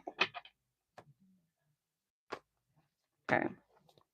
Coming in your love life. What is a gift or unexpected blessing, pleasant surprise coming in your love life in 2025, Leo?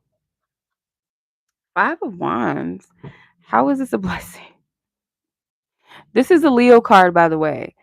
So the blessing could very well be like a pleasant surprise, like if you overcome your biggest fears, or someone, but I feel like it's you. Like if you overcome your biggest fears, um, because some of you guys might be worried about, like, if you're interested in someone, or you come to be interested in someone in 2025, it might be like, okay, well, they probably have other options. I don't want to compete. Or what if, someone, they might choose someone else over me, or what if I'm not the person? But what if like you actually rose to the occasion? Because 2025, the year of the nine, again, it's about mastering, you know, some sort of level of mastery. So if you're not willing to like step into that, then okay. Yeah, there's a blessing with fighting for this, or maybe someone might fight for you, and that could be the pleasant surprise. Like somebody's willing to like fight for your love, or to like, regardless if there's people that want to talk to you or their fears, they're willing to put in the effort, be confident, and put themselves up to the challenge, rise to the occasion for you. There's some factors in the situation, like if this is someone that you're not in a relationship with, whether you know them already to be a friend or you meet them through friends or they become a friend of yours, there might be people that are kind of in the midst of all of this, but there's something transformative about your union, your relationship. It's 5:55 p.m. here. So there's something transformative about your union, your connection. Again, hence maybe why you guys are going to choose to get married in May. If not of this year, then if not next year, then some point you guys are going to have like a Taurus season wedding in May. I feel like for a lot of you, for some reason, if this is for you, or at least gotta be one person.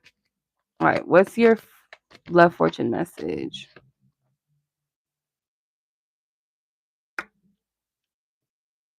Y'all saw me shuffle. You saw me shuffling.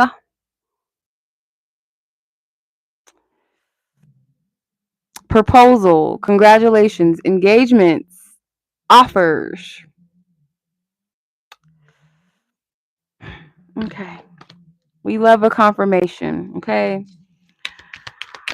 All right, let's get some advice from Spirit.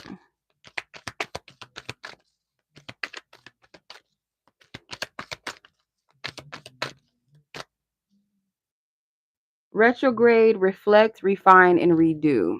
Okay.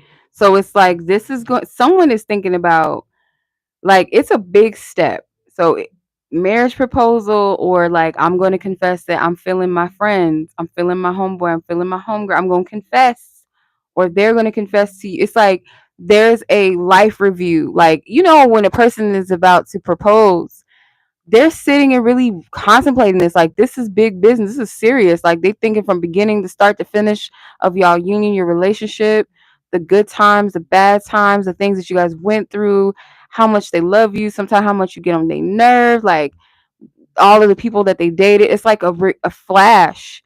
So the advice is, like, if you need to reflect or refine or redo something, then do it.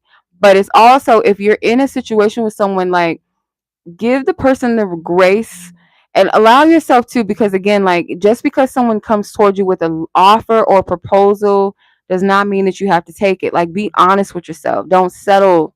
you know just because somebody likes you or wants you doesn't mean that you have to like them or want them back. But for some of you, like, this is serious business, like marriage. Okay. All right, Leo, that was your reading, or Leo placement people, that was your reading. I hope this resonated with you. If you guys want your own personal 2025 forecast reading, I do a quarterly breakdown, quarterly breakdown read, and I also do key areas of your life, that's spiritual, wellness, love, finances, all that. And then anything else that wants to come forward to prepare you, prep you for your new year and stay on track and focus, that will be linked in the description, and you can check out my website. So let's go ahead and jump into the Virgo reading. Okay. Where we at? Damn. We are 2 hours in and 58 seconds, right? 22 seconds. 2 hours, 58. Okay.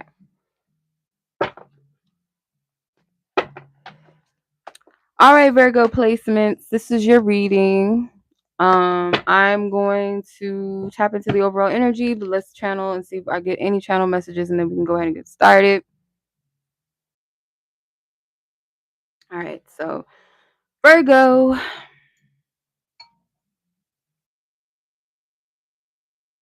Some of y'all wonder where your person is. Um, it's like what you're asking for, you may feel like, is it too unreasonable? Like, I just want somebody that loves me but still has a little thug in them. No, I'm just playing. Or a little gangster in her. I don't know. No. But it's like whatever you're looking for, you're wondering, like, is it too much to ask? Like, am I being too picky? And I don't think so. I don't feel that. Um you guys are a hard worker, and it's like your desire for love is quite reasonable. I feel like for the most part you've cultivated maybe a good living for yourself, or you went to school or something, like you put a lot of effort into um your material world, or making sure that your finances and stuff are in order, or that you've accomplished certain things in work or in your career or in, your academics. And it's like, okay, well, what's going on with the love? Like, this is my only area. I'm just like, what's up? What's going on? Feels like Nine of Pentacles energy to me, honestly. And it's like, where's my Ten of Pentacles though? It's like that. So could be a lot of Virgos that are single that I'm tapping into. It doesn't have to be the entire collective of Virgos in the world, but just like this collective that I'm tapping into, that I have a message for. I feel like are most likely single. Um, and if not, some of you guys, it could be just one of you guys going to take it to the next level. Maybe you kind of put things on pause until you got your life in order already. Or if your person's a Virgo, this is what they've been doing. Let's see. What's the overall energy 2025, the theme of Virgo's love energy? Wait, hold on. Ooh, this one? I'm not confident in that. And that shuffle was kind of ashy. Okay. Connection. Connection with the red string of fate. It doesn't look red on camera, but it's red. You like, where is my 1-1 at? Like, I'm not trying to just date. Like, I want my 1-1. Okay. My one is my only. So life could reconnect you with someone this year that maybe is meant to be in your life. But for majority of you, I feel like you guys are at a good place where you're ready for love, I feel. And the reason why you're starting to feel like, okay, I got all this done, I've accomplished this. So it's like, where's my man at? Where my woman at? Like, what's going on? And it's kind of like the soul is like, yeah, because we ready now. Like, what's up? You ready? And you're yearning for that now. You're paying more attention to that now. You want to make more space for that now because you're at a place where you're ready for it. So most likely your energy is going to um call them in, and they're calling you in. It's like this two-way street. These one string, one person's at the other end, and one person's on the other end. So let's see, what is the energy that you are bringing in love or into your love life into 2025? Let's see. What's the energy? Y'all shuffles feels very like, I don't know. That perfectionism is coming out, ain't it? I'm like, wait a minute, I don't like that shuffle. I don't like how that shuffle feels. No. Page of Swords. Um, Page of Swords energy, that what you're bringing in is, I feel like you're open, like you're ready and open to mingle or to connect with somebody. Might be that you're open to exploring your options or different territories too. If you're in a relationship, some of you guys are kind of like 1 foot in and 1 foot out. It's like, okay, so what's up? Like, are we going to move this thing forward or we're not? It's a little bit of like, I'm side-eyeing you a little bit, like I'm here, but at the same time, it's like, if this is not going to go anywhere or progress, I might not stick around for this. I might not stick around. Okay. Key lessons. What are some key lessons that maybe you're being prepared to learn in 2025 in your love life? What are some key lessons? Two of Wands. Just kind of like knowing when, because it's like you have a feeling of like, okay, I want something, but are you ready to step into that? Like, not be complacent. It's almost like an energy of like, I know I want love or I want change in my love life, but it's one thing to want it and expect it, but it's like, okay, well, what can I do to prepare for that? Am I ready? Because this is like this energy, because I feel like you want to expand your territory or you want to explore options outside of your comfort zone, but it's up to you um to like take the initiative to do that and not wait on somebody or wait for something to happen for you or to you to get to that place. If it's you're waiting for your person to make some sort of action or take some sort of move, it's like, okay, well, maybe bring the topic or conversation up, you know, Or if this person already gave you that answer, okay, so then what do you do from there? Like, what's your next step? It's on you. The ball is in your court. You hold the vision for what you want. It's up to you to get there, not waiting on something or someone to make it happen, or just taking that step at least to open the door, you know? So that might be something that you're learning, like not to wait too much, not to procrastinate too much. Okay. What opportunities for love or connections may arise for you in 2025 in love? Let's see. For Virgo. Hanged Man. Interesting. They're not going to happen until you make some sort of move. Um, and it may be like, are you truly ready? It might be something that you're going to have to, it's like you're going to have to move differently than what you're used to. Maybe what's in your comfort zone or comfort level, maybe you're going to have to sacrifice and let something go that could be a hindrance or block to you or keeping you stagnant. If it's something to do with the person, again, like waiting for something to arise or happen, it's not going to happen. So most likely you guys are going to have to assert yourselves in some kind of way. It's like a person is not going to mind read for you. So you're going to have to speak up or speak out about it. And if it's like you want a chance to get to know new people, again, you're going to have to step into scene and make that happen. Right. And Spirit is saying like, but don't rush on this, because there is something like Spirit is asking you on whether or not you're ready, or you're prepared, or you're willing to make space and make room for it. Okay. Do you want it because you just want it, or you're like, okay, well, it's time. I should be, this should be happening, but should it, or is it just because it's just what you think should be? Or is it really time? Are you really ready? Is the other person ready? And if it's not you and another person that you're in a relationship with and you're single, then like, are you really prepared to open your time and your world and your energy up to get to know somebody? Especially if you're looking for a marriage and union, like, are you ready to invite that into your world? You'll never know unless you open yourself up, right? So what challenges or blockages might arise that you're being called to rise to the occasion and confront? What challenges or blockages?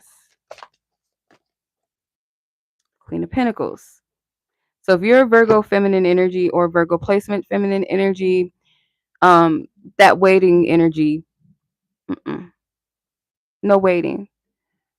You're being called to like get off of your little stone seat chair.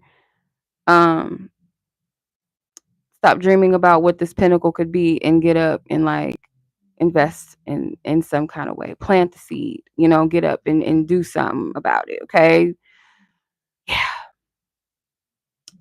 Yeah, you're gonna have to get up out your seat. Okay, you're going to have to get up out your seat, Queen of Pentacles. If you are a masculine or male Virgo energy, same thing, because the Queen of Pentacles is more of a receptive energy. She's not asserting, her energy is like just kind of being present. And this energy sometimes could be a stagnant energy. It could be a complacent energy. So it's like, girl, what you gonna do? You gonna get your back up off the wall. Okay, get down on it. Get down on it. Dun, dun, dun, dun, dun, dun. Don't. That might be a message, because I think they're saying like, how you gonna you really don't want to dance by standing on the wall. Get your back up off the wall. Literally, get in the game. Virgo, get on in the game. Okay. So what unexpected blessings or surprises that might be coming in for you in 2025? In love, Virgo, your reading was so short. Why? Straight to the point. It was just like, get to the point. No, but the Knight of Cups. Ooh. So you have some love offers coming. You do. But you got to put yourself out there to receive them, because it's almost like, if you look at this card, the Knight of Cups is like on one side of this water, but he has to cross over this water to get to the other side of the land. So it's almost like it's like you're going to have to meet someone halfway. the outcome could be great, could be beautiful. Like if you're afraid to bring the topic up of like, okay, so are we gonna make this official, or are we gonna move in together? Are we gonna get married? Whatever the case, are we gonna have kids? Like what's up? What's up? Or do you like me? Do you or nah? You know, or I want to go out on a date, but you got to do something to put yourself out there. In some instance, it's like meeting a person halfway. So there, the blessing is that there's something beautiful on the other side of this, but you got to be the one to kind of step out too, because this Knight of Cups, he's got somewhere to go. So obviously, it's got to be something on the other side for them that they trying to get to.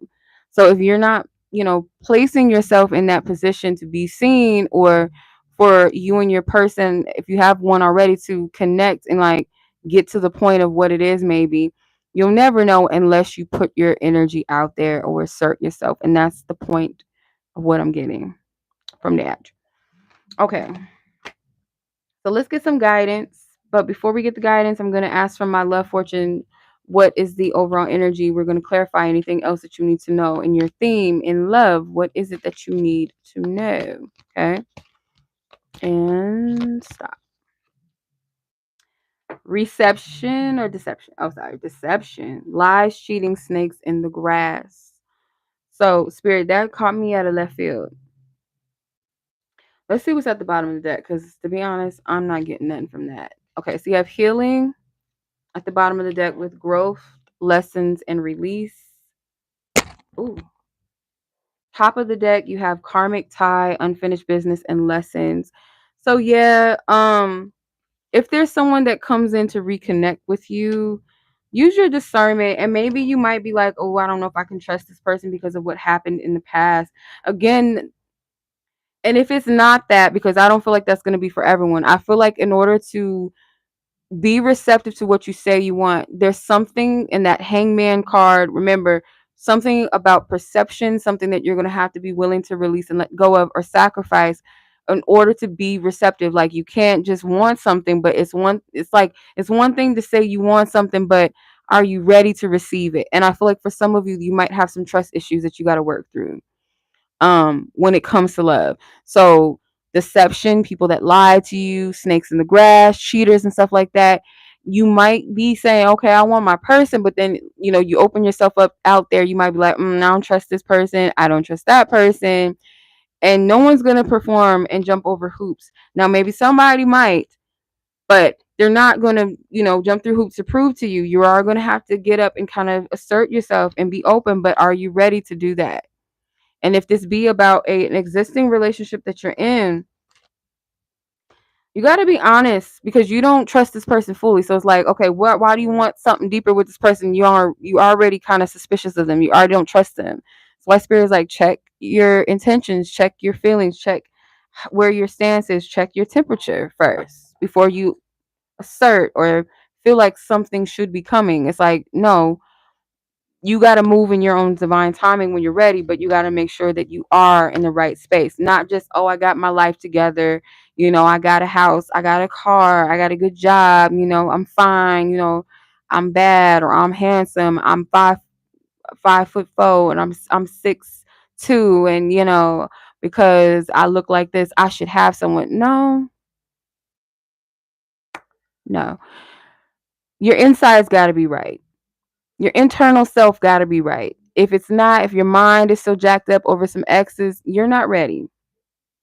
If you still, if you with the person that you don't trust, why you want to marry them? Why you want to move in with them? Why you want to have babies with them? Like that don't connect for that. It just don't connect. So there's some evaluating first that needs to happen. So yeah, let's get some advice and then we'll close it out. Yeah.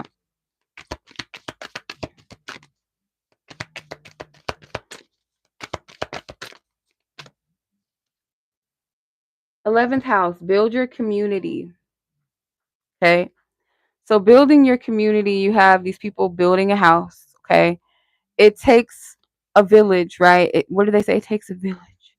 Literally, like if you're in a place where you're not fully ready to participate in a connection, you're not ready for a healthy union yet. And then if you're dealing with someone that maybe you're ready and it's like, okay, I know what it takes to build a connection. I show up in this way. This is what I bring. This is what I desire. And your person is like just sitting on their ass. They're not participating. You can't build from that. If you're single, again, like, are you really ready to be a team player in a relationship? Like, what are you willing to give up? Because there might be a strong level of independence. And it's like, well, I'm willing to sit back and relax and have somebody come to me, paint my toenails and shit, and massage my feet and shit, but I ain't gonna get up and do nothing. That might be some of the energies. Not everybody's energy. That's not everybody. But if that's, you're coming from that place of just like, I can sit back and just wait and it's just going to come, it's just going to happen for me. It's not going to happen that way. Not without the internal work and also the putting yourself in scene to allow that to come to place and come to pass or come into place. Excuse me. Okay. So Virgos, that's what I have for you. Now let's move on to the next. Fine. Libra. We are 3 hours and 15 minutes in, right? And 52 seconds. Okay.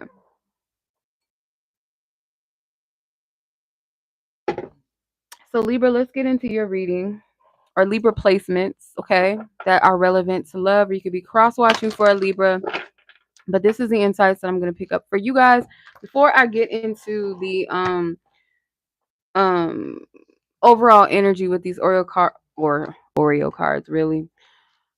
These oracle cards.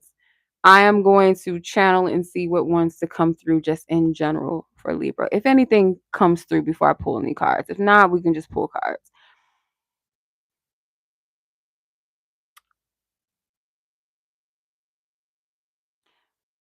Like randomness, random energy.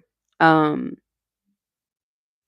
this year in love, it could be like, I don't feel like you guys are hardly ever without an admirer, or you're ever without a love interest or someone that you're interested in. At least it's like, maybe it's not hard for you to find somebody, or it's not hard for you to date, it's not hard for you to get laid.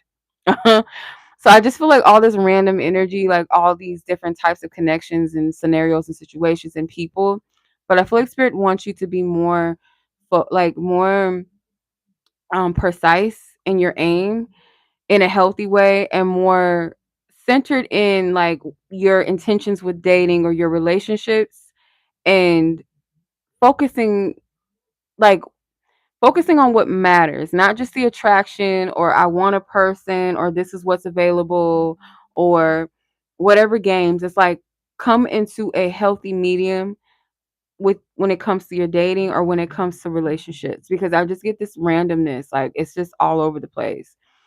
um I keep hearing the Reading Rainbow theme song, and I do not know why. It's like you're very confident when it comes to like love or being able to attract a person, but it's like when it comes to um kind of landing or being able to discern really a person, sometimes it is not your strongest suit for some reason. And I feel like you're attracted to, maybe you're bisexual for some of you. Um so it's like you're attracted to a lot of different types of people. I'm getting like different type of personalities. It's very colorful energy, but it's like the discernment and the focus and the intent it has to be balanced. Okay, let's see what your overall theme is though for 2025 Libras or Libra placements. Detachment. Detachment. You have the key to detach yourself from what you need. So I get like, for some of you, not everybody, please don't shoot the messenger. Why is like the tail end of the readings been like, right, uh tough messages? No, I don't know if this is gonna be a tough message. I don't know yet. But the detachment card, it could be that there is some soul ties.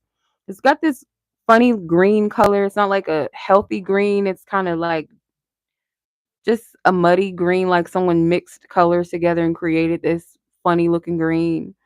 So it's like the heart chakra, or there's something with the connections that you're in or that you have.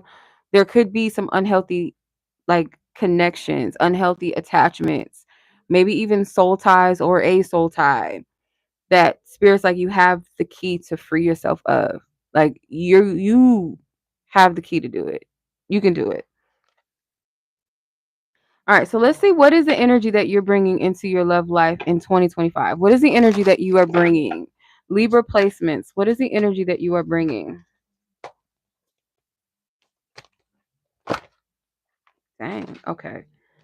3 cards wanted to come out, so I'm going to take them. Page of Wands, 9 of Cups, and the 5 of Wands. Okay. Like you fight yourself a little bit because a part of you knows what it wants or desires something. And then the other part of you is like, no, but I just want to have fun though, or I don't want nothing serious. It's like, okay, well, what you want? That don't make no sense. Like, you cannot put spaghetti, like you can't eat maple syrup with spaghetti. I just thought about the elf. I love that movie. But it's like those two things don't go together. So like for you to say, okay, I know I want my husband, or I want a wife, I want a queen, I want my queen, I want my goddess, or I want my king, I want my but you over here talking about, oh, but I don't mind, having a little fun. I don't mind, getting it in. Like, okay, those are two different separate type of energies. They don't go together. Okay. It's like serious energy and like we just partying and bullshit. That don't go together. You can't do both. Can't. Doesn't work. It's either I'm gonna make myself available for the right person, or at least to get to know the right people, or I'm just gonna keep fucking around with people that I know it ain't nothing to be with, but I'll try to play house because that part of me really wants that, or try to make it happen. It's like a selfish energy. It's selfish. It's like y'all gonna be mad at me, but I can't lie to y'all. It's like it's not working for you. It's working against you.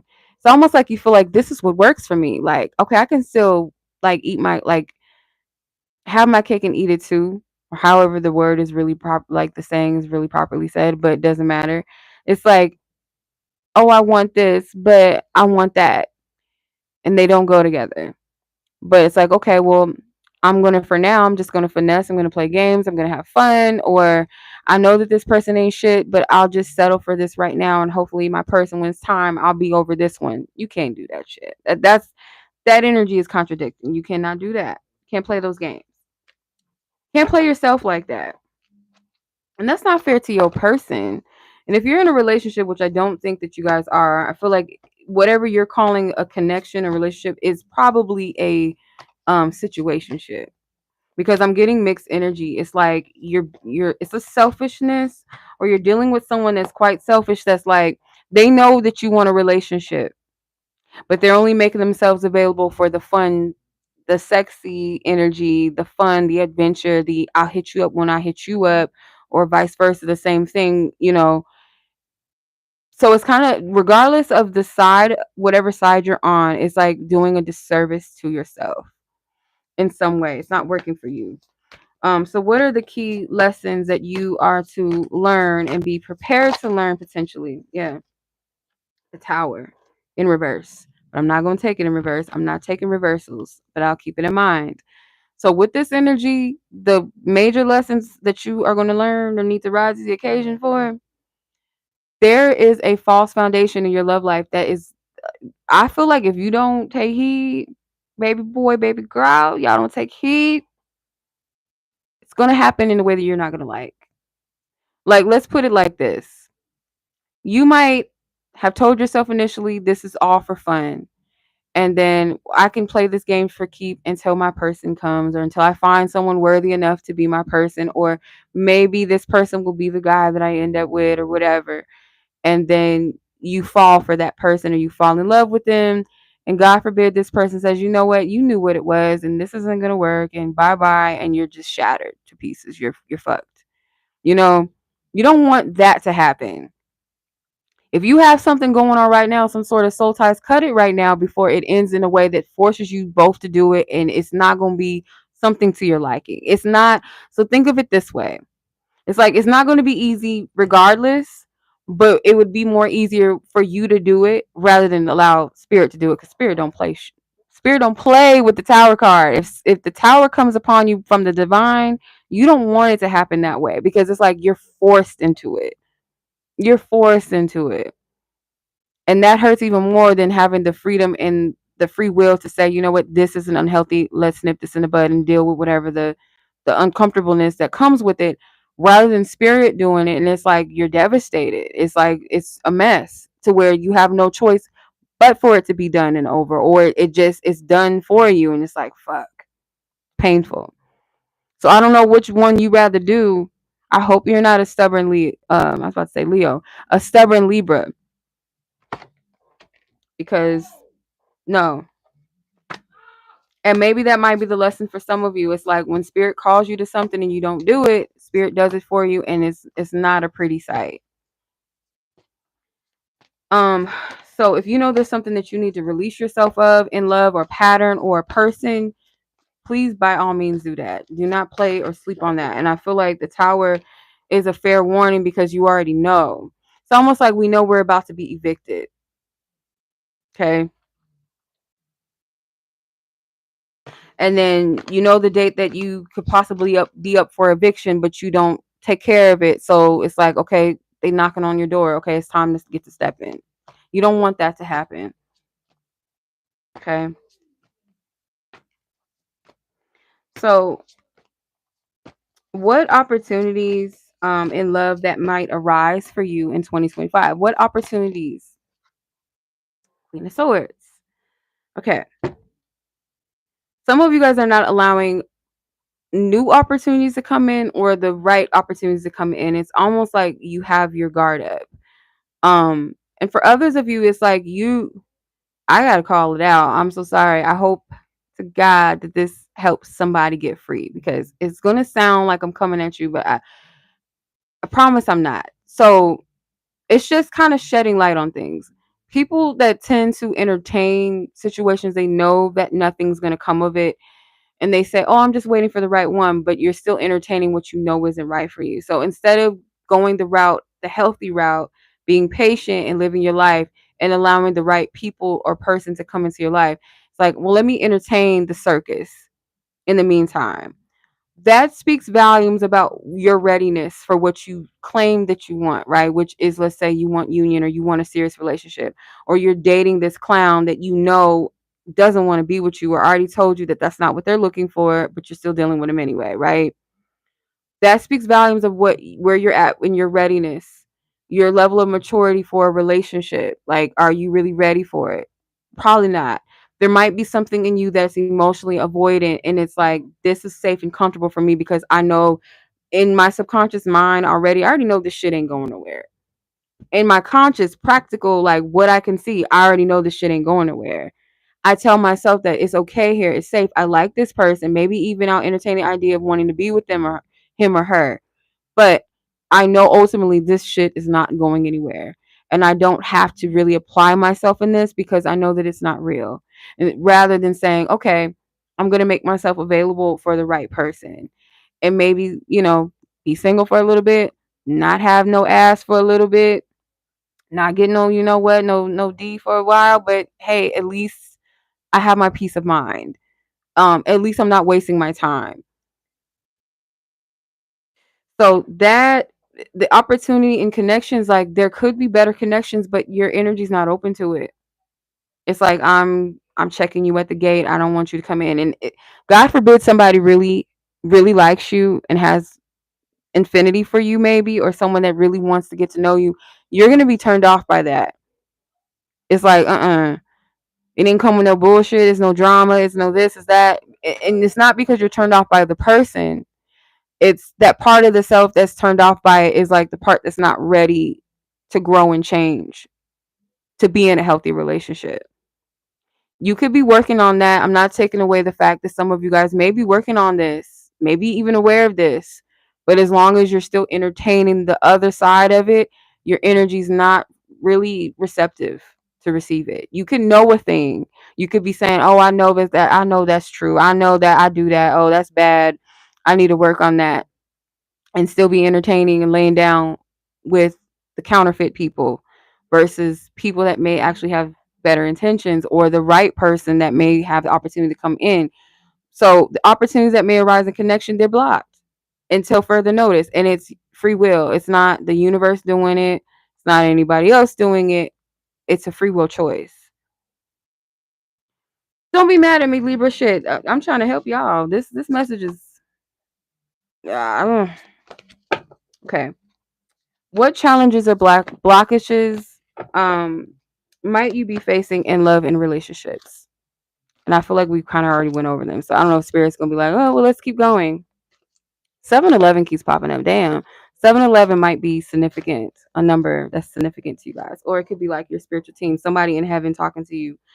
Like, you know what? Let's go there. Let's get it. So you have the King and Queen of Swords.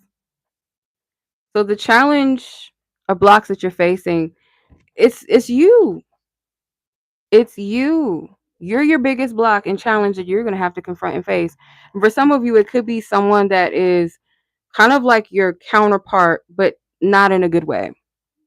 You know, the King and Queen of Swords, to me, like, I know they're of the same suit, but I would feel like these two to be in a union would be like a bore fest, a snore fest. It might even be like just nothing really. It's like it's dry as fuck. Maybe the only thing that you guys have in common is trauma or sex or something. It's like there's nothing really here. And for some of you, these King and Queens of Swords, these are your ancestors, these are your divine team calling the shit. Okay. I also get you're being protected. You have a protection over you. So if you're not entertaining anybody specifically right now, but you know your pattern, you know how you do things, and it's a drought right now, is for your protection. You ain't got no business with some of these people. You ain't got no business. So let's see what unexpected blessings or surprises may be coming in for you in 2025 if you allow them to. Okay, Libra, if you just so allow them. Somebody already got the Ace of Cups. I don't remember what zodiac sign was, but they got this same card in the same placement. If you allow yourself to receive real love, just say, you know what, with all of the things that I feel like I got to work on, or I'm afraid, because really it's a fear of showing up. A fear of showing up for yourself, or believing maybe that you're worthy of love. And in that case, like, that's something that you're going to have to work on even further, or maybe you're already aware of it, but receive the gift and the unexpected energy that's coming to you. I feel like is some sort of level of peace, some level of grace and compassion. It may come through on an emotional level. It may not come through another person. It may just be an experience that comes to you through God, through you and God, source. Like, you feel the energy of, okay, this person is not for me. They're not giving me what I want in what I need. Can I allow myself to experience that through some other form that doesn't include someone else, or looking for someone else to validate me? Can I find this within myself, or give myself the compassion and grace that I need to be receptive to receive love, and real love, a healthy love, because you do deserve it. You can experience it. You can have it. This other stuff is like you telling yourself that you don't deserve it, and that's not true. You got to break that, whatever that is. Okay. So let's get a fortune card for you, and then we'll go ahead and pull an advice card. So what is your love fortune message? What is Libra placements? Breakup. Yes. Some of y'all, it might not be like an official breakup because it's not someone that you're really in an official relationship with, but you're breaking the cycle. And for some of you, if it's not that you're in a relationship, you're breaking up with those soul ties, those energies, those energy attachments, those emotional attachments, those spiritual attachments to the people that are not for you, or a certain archetype or certain energy. You're saying bye, bye, bye to that. Okay. So it says goodbyes, endings, short-term relationships. You're letting that shit go. No more of these type of connections. That's what you're being called to complete and let go of in 2025. This shit is watered down and it's very nasty. Okay. I'm just here for the pomegranates at the bottom. That's all I'm here for. Okay. What's the advice?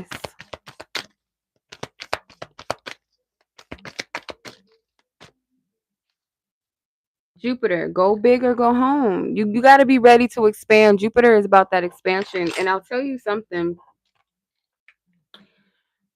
The person that is maybe your soul's mate or your life partner, they may be someone that is outside of your comfort zone or comfort level, okay, of some capacity. There's something that's going to challenge you, push you outside of that.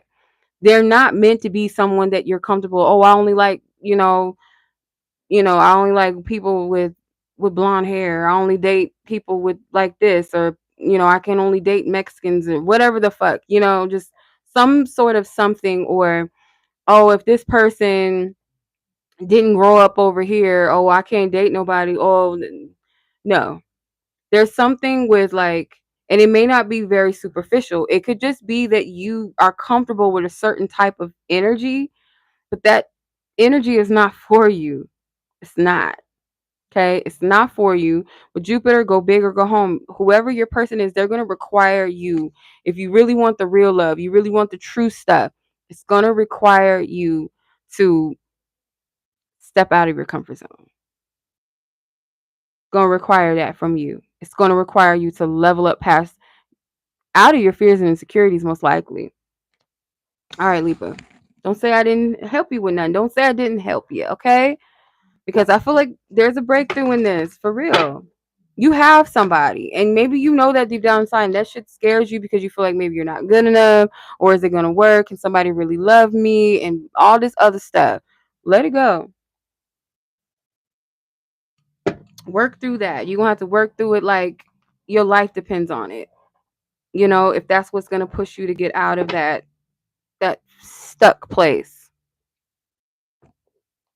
711 is your number, y'all, because that stuck on that 711. So that's your number. So Scorpio energies, let's get into your read. If you guys like this video so far, y'all keep showing some love. I appreciate the likes. And Happy New Year's, by the way, because some of you guys, it is New Year's. Okay. Scorpio.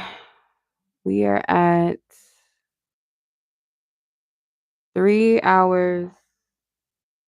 Right? Wait, hold on. No, 2 hours, right?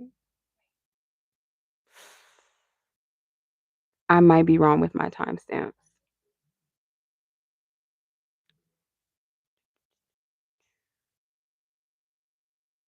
think it is 3 hours and not too.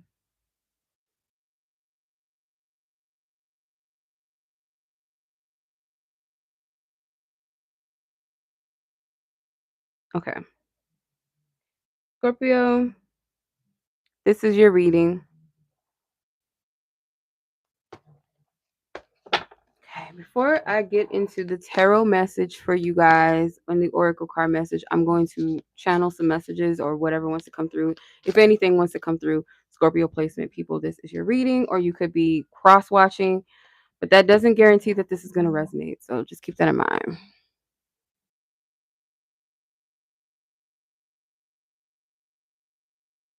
Okay.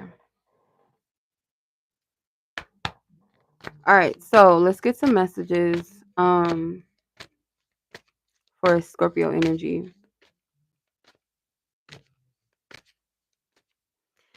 Pay attention to the vibes. Spirit wants you to not look at things with your physical eye, but look at things or people from the vibes and the energy exchange that you feel in their character. Vibes will never lie to you. When you're going to feel like something, whether it's right, it feels right, or it feels off. Like the vibes will never lie to you. So it's like Spirit wants you to pay attention to How you feel around certain people, the energy exchange, the vibes that you get, and their character. Okay. Pay attention to the things that they don't say.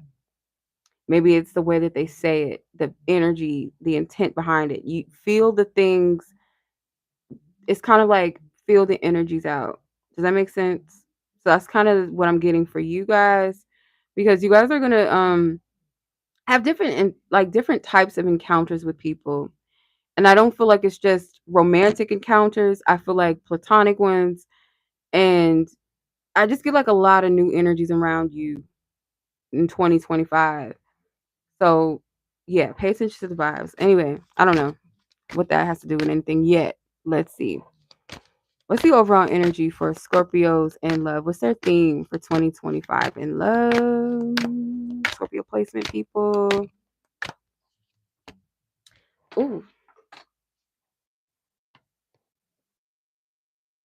okay. Anyway, codependency. Number 31. So you may be in a codependent situation, or maybe there's codependent people around you. Um, or this is like a heads up, like when you're paying attention to the vibes of a connection, you're able to discern who a person is and what they are before you get connected or get into some sort of connection that's like an attachment rather than a connection. A connection is like we come together and we can part, in a healthy way. And attachment is like something that's attached to you and it's not easily broken. And it might not always be a good thing. Like sometimes attachments feel good because, like, oh, this can't part. It's going to be hard to break this, but that doesn't necessarily mean that it's good, right? Just like sometimes we think connections, if it's something that, oh, we come together, we vibe, and then we got to go in our own separate corners, or maybe we separate permanently because the time is up. We look at that as a negative thing rather than looking at that as like a peaceful flow and natural order of a connection. It's giving lovers versus the devil card. The devil card is attachment, where lovers is connection. They're not stuck. They're not like, they're not restricted to anything.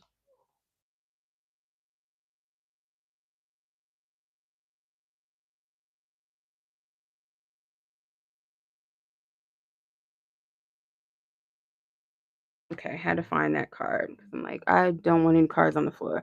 But the two cards that flew out of your deck was fate and synchronicity.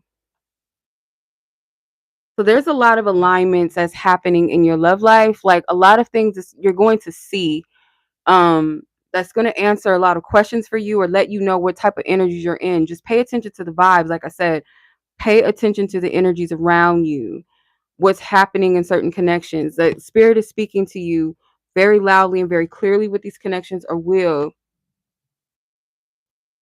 All right. What is your overall energy that you're bringing to love in 2025, Scorpio? Placement energies. What is the energies that you're bringing in love? How are you participating? The Wheel of Fortune. So your energy is ready to expand. It may be open to new horizons. It could also be too that you step outside of your comfort zone a little bit in love, which is good. Good job, Scorpio people. Placements. Yes. Yes. So this energy looks like a shift. Um, a major shift that comes from maybe jumping outside of your comfort zone or allowing yourself to explore other things, be open minded. Could even be travel, or it could be networking with people outside of the area or like outside of the country or outside of the state. Like being open and exploring is the energy that you're bringing. And I feel like it's going to be blessed, a blessed energy for you. Okay. So, what are some key lessons that you may be prepared to learn um, in 2025 in love? What are some lessons or lessons, Scorpios? Ace of Pentacles. Okay. Could be your level of receptivity and like maybe once something does come, seeing it as a blessing and kind of having a gratitude for it, being thankful for it, or placing the energy, where it counts. It's like it's an opportunity can come and you may not see it for what it is or see it as a blessing or know what to do with it. So the lesson is maybe learning how to steward a blessing or a connection that is worth the time and knowing like, okay, this is the energy that you pour into a connection, or this is how you show up, or this is how I'm learning how to show up in my connections or relationships with others. I'm also um learning maybe how they show up, and like, it's something about nurturing and watering your gardens together, building healthy foundations and relationships, and what that looks like. So there could be some lessons in that, but it looks like it's a lighthearted energy. It doesn't feel heavy. Might be some complications here and there, like some weeds you got to pull up out of the ground in order to plant the seed. It's like, in other words, things that you're going to have to work through and eliminate through yourself and others, whoever you're in a connection or friendship or whatever with, they're going to also have to do their side of the work as well. It's like everybody has to get their hands dirty and do the root work, to build a connection.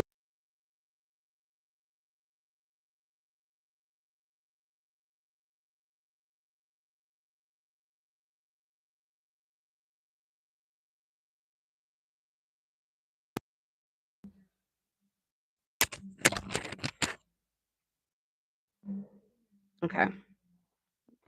My mic went out. Okay. But yeah, so this is, I feel like, just preparing or preparation for receiving a blessing and learning how to steward it is the lesson. Okay. So, what opportunities may arise or come towards you in love? Yeah. So, what opportunities for love and connection might arise for you in 2025, Scorpios?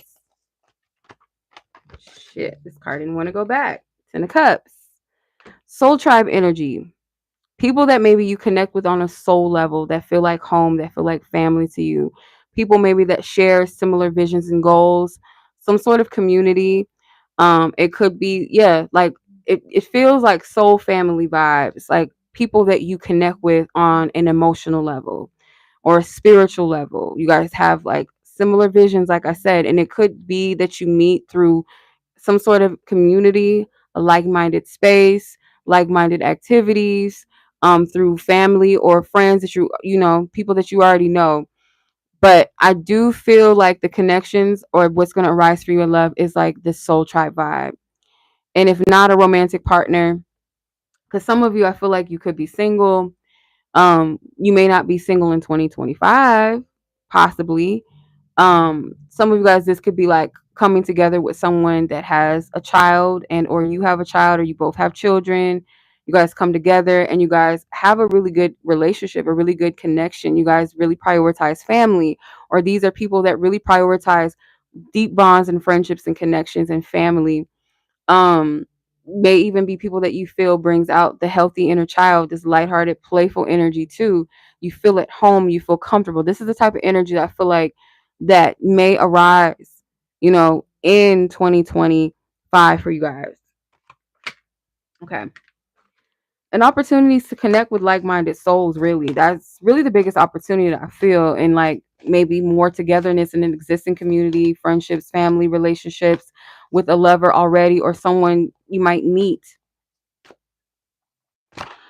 So what are some of the challenges or blockages that you might face that you're encouraged to rise to the occasion of in 2025 when it comes to love? When it comes to love. Seven of Cups, which is a Scorpio card. So it could be the challenger block. It's coming to acknowledge maybe some discrepancies in some of the desires that you want. Okay. Some things that are not really based on healthy things, or maybe getting too engulfed and caught up in fantasies rather than grounding these things and making them a reality, or discerning what's real and what's true for you. Because, like I said, vibes do not lie. So if you lie to yourself and say, oh, well, no, it's not that bad, maybe I'm tripping, it's like being sober minded when you meet new people is another message that's coming through. Like, as you're meeting new people, Don't try to see them as what you would want them to see them, or you want to give them a bit of a doubt and be like, oh no, they couldn't have meant that. It's like you may have not, want to believe that somebody could say something like that or be that way towards others, or the matter of the fact is they did. The matter of fact is this. Regardless of, oh, I would never do that to somebody, so I can't see them being like that because that's you. That's your perception. But if a person is showing you who they are, believe them. Okay. Don't go into things with rose colored glasses with people. That vibes don't lie energy is coming through. So again, using wise discernment when it comes to what you feel, honor what you feel. Okay. Don't try to cloak it as something else, like, oh no, I don't think she meant it like that, or oh, this person, no excuses. Mm-mm, no excuses. Okay. What unexpected twists or blessings are coming into your life in 2025 in love? The unexpected blessings or twists are coming in. These pleasant surprises, or just a surprise, in general for 2025 in love. Okay. I feel like more than one card is trying to come out. The Star. So there's something like fated, because you did have fate. You had synchronicity and you have fate. These two cards were the ones that fell off on the floor. So there is something fated. So these surprise blessings is like kind of serendipitous gifts and blessings that come. And this is based off of you being fully your authentic self. And I feel like the more healing you do and more acceptance you do on yourself, the more authentic you become and the more you're able to discern who's for you and who's not for you.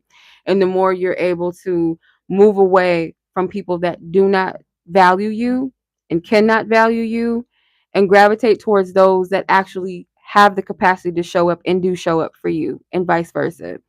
It's like when you support yourself and you release what doesn't, you'll be repelled by those things that don't, you know even if in your nature it is to make excuses sometimes, be like, oh no, this person can't be that bad, or no, I don't think they meant it like that. But when you really sit with it and be like, well, first off, I know that I wouldn't operate like that. I feel like that's shady. I feel like that's shysty. That's not how I move. That's not the type of partner I want. You'll shift away from that because you love yourself, you know? But I do feel like the opportunities is like things are going to fall into divine alignment. It's like I'm getting summer nights. Something about summer nights. Like summer time could be a fun time for you in general, not just love in 2025. But summer nights specifically, there's something divine about it, like synchronicities, things coming into alignment or something. It just feels it's something with the synchronicities and the fate card that really it stands out. Even with the Jupiter card, you have Jupiter and Star card. I feel like those are very divine aligning energies and like synchronistic. Yeah. Okay, so let's get some guidance from spirit. But before I do, I always forget. Let me tap into the love fortune messages and see what other messages want to come through for you for love, Scorpio. This might sum things up or give more confirmation or context. Proposal. This card keeps coming out for people. But congratulations, engagements, and offers. So yeah, you might get some offers or some proposals. And I feel like dates. Look, Page of Pentacles ended up at the bottom of the deck. So yeah, these are offers. I feel like they could be romantic, they could be platonic, like meeting new people. Let's hang out because I'm getting a mixture of like hangouts, friends, and I'm getting like romantic energies too. And they might even be intertwined. Like you meet somebody through a friend or something like that. But yeah, you're going to get a lot of offers or opportunities or very significant ones. They seem very lighthearted, but they have a base of something long term or something substantial. It's not like, some people like that ask to hang out with you and then they never follow up, or oh yeah girl, we should hang, we should go out, or we should do this together, and that person never follows up or hangs out, or someone asks you out on a date and then they don't make any plans or they never show up. It's not that type of energy. It's like it's something that has a lot of potential to grow and build a foundation. Okay, something long term. So, what's your advice from Divine Spirit for 2025 in love? What is Scorpio placement's advice? Void of course moon. I don't know what void of course moon is, but it says ask again later. Okay. So it may not be any other advice for you right now. You're good. Y'all reading is very simplistic. You and Virgo's reading was like smooth sailing in a sense. Like everyone else, we had some complications. We had a little, a lot of something coming out, but it's okay. You know,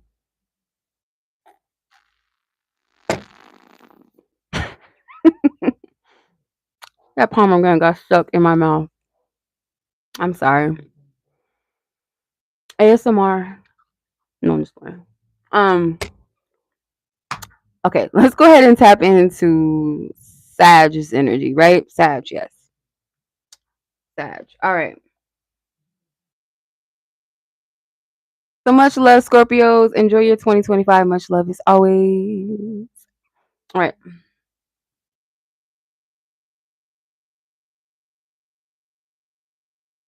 Alrighty.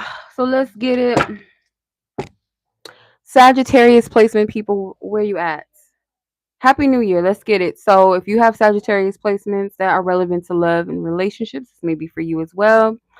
Cross watching, maybe this might resonate with you as well. Keep in mind it's general, so not everything's going to resonate, if anything at all. So yeah, but if you guys want a personal reading, a personalized 2025 forecast, I do a 4 quarterly breakdown reading, and I also do a reading on all the key areas of your life, as well as any other messages or insights, things to stay on track, stay in order, kind of push and encourage for your year. I got you. Okay.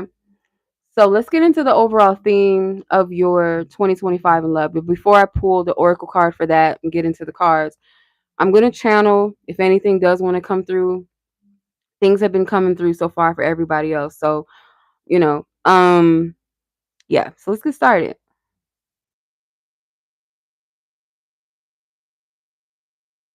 Pay attention to numbers, especially something with calendar dates. Like if you keep seeing numbers, they might be a date, like a calendar date.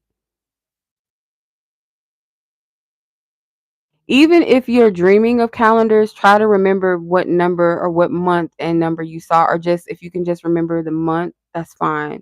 Or years, like whatever details of the calendar or something on the clock, maybe.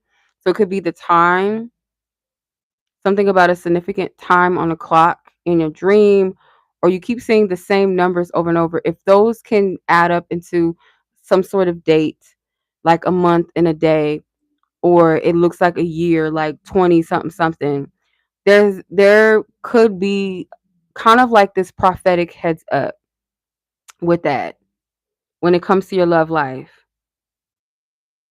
It's like specific key dates.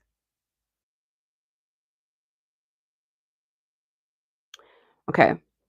All right, let's go ahead and tap into the oracle message. So what is your overall theme and energy or vibes for 2025?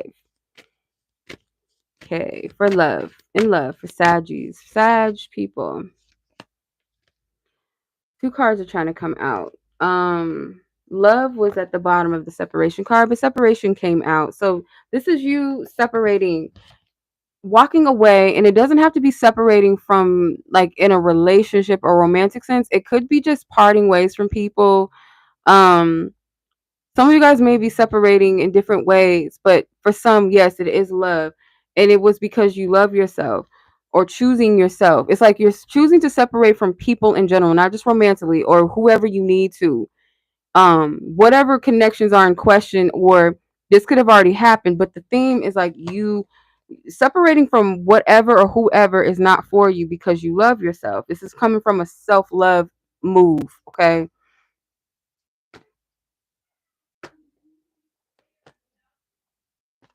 There could be something that you have that's sentimental or reminds you of someone. There's a necklace that's standing out to me on this card, but it could be anything. It could be a ring, it could be a picture, something that's like a physical item. It could be a ring. Um, I don't know. I don't know what you want to do with it, but for some reason, I am getting like to get rid of it or to like do away with it somehow or give it back.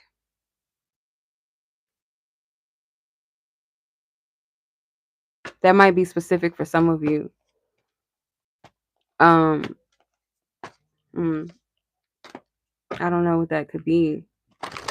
I mean, it might be for maybe one person, maybe, I don't know. So, what is the energy that you are bringing into 2025 in love? What is the energy, Sagittarius, that Sagittarius placement people are bringing into love in 2025? Some of you guys have a necklace and it's like a talisman, but it feels like a I don't know why I'm seeing a Thor hammer or something. Like it's the Thor's symbol, his hammer. I don't know why I'm seeing that. That might be something that you need to return or let go. It could be sentimental. The King of Swords is the energy that you're bringing in.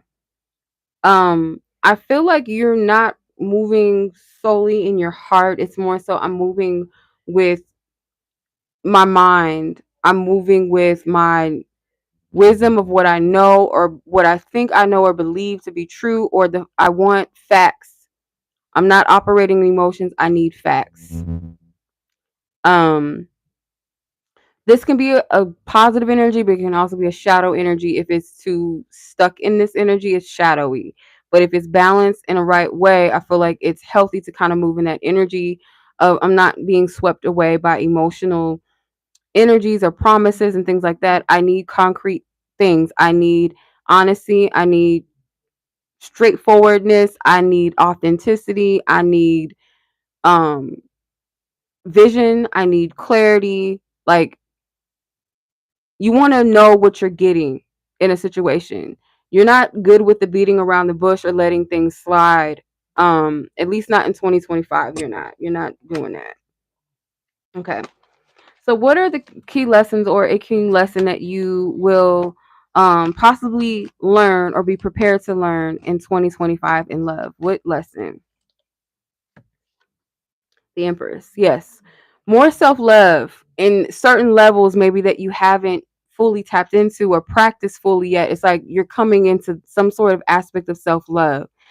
And the lesson with that is like this has something to do with like your security within yourself. This also has something to do with like inner peace, comfortability, and not comfortability in a stagnancy or like a place of like a lack of growth, but more so comfort as like peace, inner joy. Um, because the Empress, she's her throne is in a garden. So it's like you thrive best in environments and areas where there's growth, where there's nurturing, where there's compassion, where there's patience, where there's peace, where there's light, where there's love. Okay. That's where you thrive most. And giving that energy, it can be detrimental in a sense of if I allow somebody into my garden and they're not helping this grow, they're becoming a pest, a pesticide in my garden, or they're an infestation, or they are, those chemical sprays that mess up, flowers and the grass and things like that. Like if I allow that into my space, it's going to fuck up my garden, everything I have going on, my inner peace, my growth, all of that. And I can't have that. So I need people that are going to participate and help with this garden and nurture and water it. And if not, that is the standard. That is the lesson that you have to learn. That if not, you cannot come in here fucking up what I got. If it takes away from my peace and my growth, it is a distraction. It is weeds in my garden. It's sucking what I have worked so hard for. I don't want it in my environment. I don't want it here. Okay. Um, what opportunities for love and connection that might arise in 2025 for you, Sag?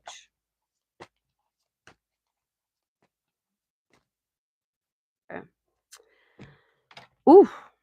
you have the Eight of Cups. So I feel like the connections that might arise may be on the other side of the connections that you are leaving, or a connection that you are leaving. And the first connection that's going to arise or come to be is the relationship with yourself. So I'm thinking about the Nine of Cups. The Nine of Cups to me is like self-fulfillment, emotional contentment with with yourself.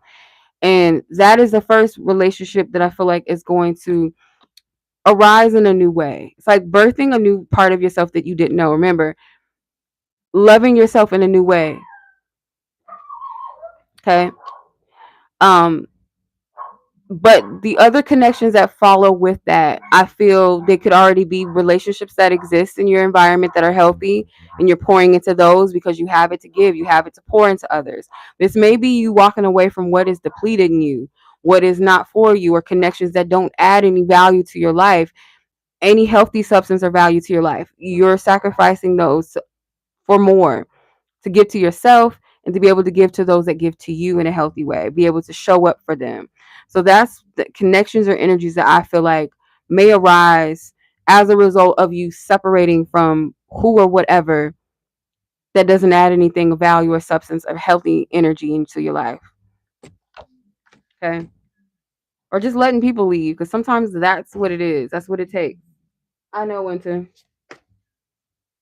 Um, what challenges or blockages might you face in 2025 in love, that you're being called to rise to the occasion nonetheless? But what might those blockages or challenges be in love or your relationships? The Fool. I'm not going to take him in reverse. So it could be your faith and your trust. The Fool card is Uranus energy, which I don't really resonate with that. I don't know why they chose the Fool for that. Maybe somebody might have a better breakdown as to why the Fool card was chosen to be ruled by Uranus. I feel like this should have been a Jupiter card too, if not a Sagittarian card, because the Fool always reminded me of okay, well actually I do kind of get maybe why. Uranus energy can be a revolutionary energy, maybe a rebellious energy too. So I kind of can see that why the Fool would be that. But this is you going against the grain of your comfort zone and level, and daring to show up for yourself in your future, even though you may not know what that looks like. But just the adventure or the optimism of stepping into a new environment or new lifestyle and new mindset, and just the adventure of not knowing what the future holds can be fun, in a fact of like sometimes we feel like we need a map to get to where we go, and some people enjoy the fact that they may not know where they're going. They like the adventure of a road trip, similar to this energy. I don't need to know where I'm going. I trust that I'm going to be guided into the right direction. I can trust the road maps and the signs on the way, aka the synchronicities that get me there, that tell me I'm close, I'm on the way. And just enjoy the ride and the adventure. I don't need this map. I don't need this GPS. Fuck that. I'm going to trust the road signs and the map. It says I'm 150 miles away from my destination. So I'm going to keep going, and I might stop here and check the scenery out over here. I might stop at a gas station, take a break, take this. It's like that's the journey of not knowing how you're going to get there or what it's going to look like or what's the full outcome, but enjoying the journey and trusting and following the divine flow of things. It's kind of what I get from this. So that might be a little bit of a challenge. Okay. Might seem like a block sometimes. Why put him back? I mean, put the Fool card back. So let's see, what are some unexpected twists or blessings coming in love for you in 2025? Okay. What are some blessings and twists that may be coming in love in 2025 for Sagittarius placement people? Page of Swords. What you learn and what you discover. So it's like keeping that open mind, keeping this kind of jovial, adventurous, I'm going to go against the grain, just show up and trust in my journey, my path, that it might look a little bit different. When you do that, it's like you are going to gain some very, I feel like, insights that may be new concepts or new things, but it could be like aha moments. You might feel a little bit uncomfortable with some of the things because it's foreign, it's new to you, and you may not know how to apply it right away or if you can fully trust it right away. But these are things or experiences and visions or downloads or even synchronicities that I feel like that's encouraging you and pushing you in a direction of receptivity, but not just receptivity, but kind of trusting in the unknown or embracing the fact that you don't know everything or you don't know how everything is going to unfold and knowing that it's okay. That it's going to be okay. Okay. All right. So let's get into your love fortune card and then I'll get some advice for you. And that will conclude Sagittarius's reading for 2025 in love.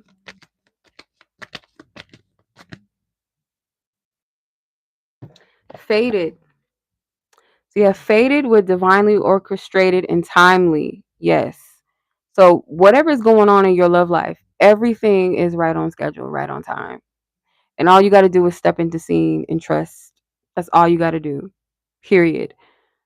Nothing else. Nothing more, nothing less. Simplest is that. Simplistically, just that. All right. New moon. Focus. Oh, you might be at ground zero. You are at a fresh, clean slate, especially if you and when you do. If and when you have if you've already let and walked away from what you needed to or whoever you needed to, clean slate, new moon, plant new seeds. Literally tonight is a new moon, plant new seeds. Okay. Also, as well, if you have yet to do that, once you do, clean slate, you had the full card. That's ground zero. That's fresh energy. You can create from there. There's nothing blocking you. Nothing. Nothing holding you. Once you let all this energy go, you walk away from it or you cut ties with who you need to. There's nothing keeping you and holding you. Nothing. Okay. All right, Sag. That was your reading or Sag placement, people. Okay.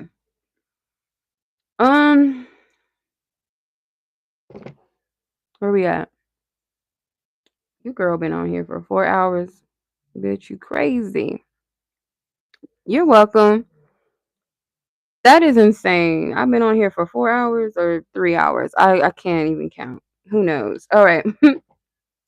Capricorns, we down to our last three. Capricorn, followed by Aquarius, and last but not least will be Pisces. So, Caps, this is your reading forecast for love 2025.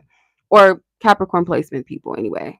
Any placement that's relevant to love, or you may have a cross watcher watching Capricorn's reading. So, some of these messages may resonate, some of them may not, and it may not resonate at all with you. But if you guys would like your own personalized 2025 forecast, I do offer that on my website, which breaks down into 4 quarters and also another separate reading on key areas of your life that we'll focus on and other messages that want to come through. So, not just focusing on predictions, but just things that will help you navigate through the year 2025, prepare what you need to release, all that good shit. And then, if you guys want to check your other zodiac signs to get a more detailed insight, you can check those other placements that are relevant to you as well for more guidance and insight for 2025. All right, let's hit it. All right, before I do that, like everyone else, everyone gets a channel message. If it comes through, it may or may not come through for everyone, but so far, everybody got a channel message. So, Capricorns,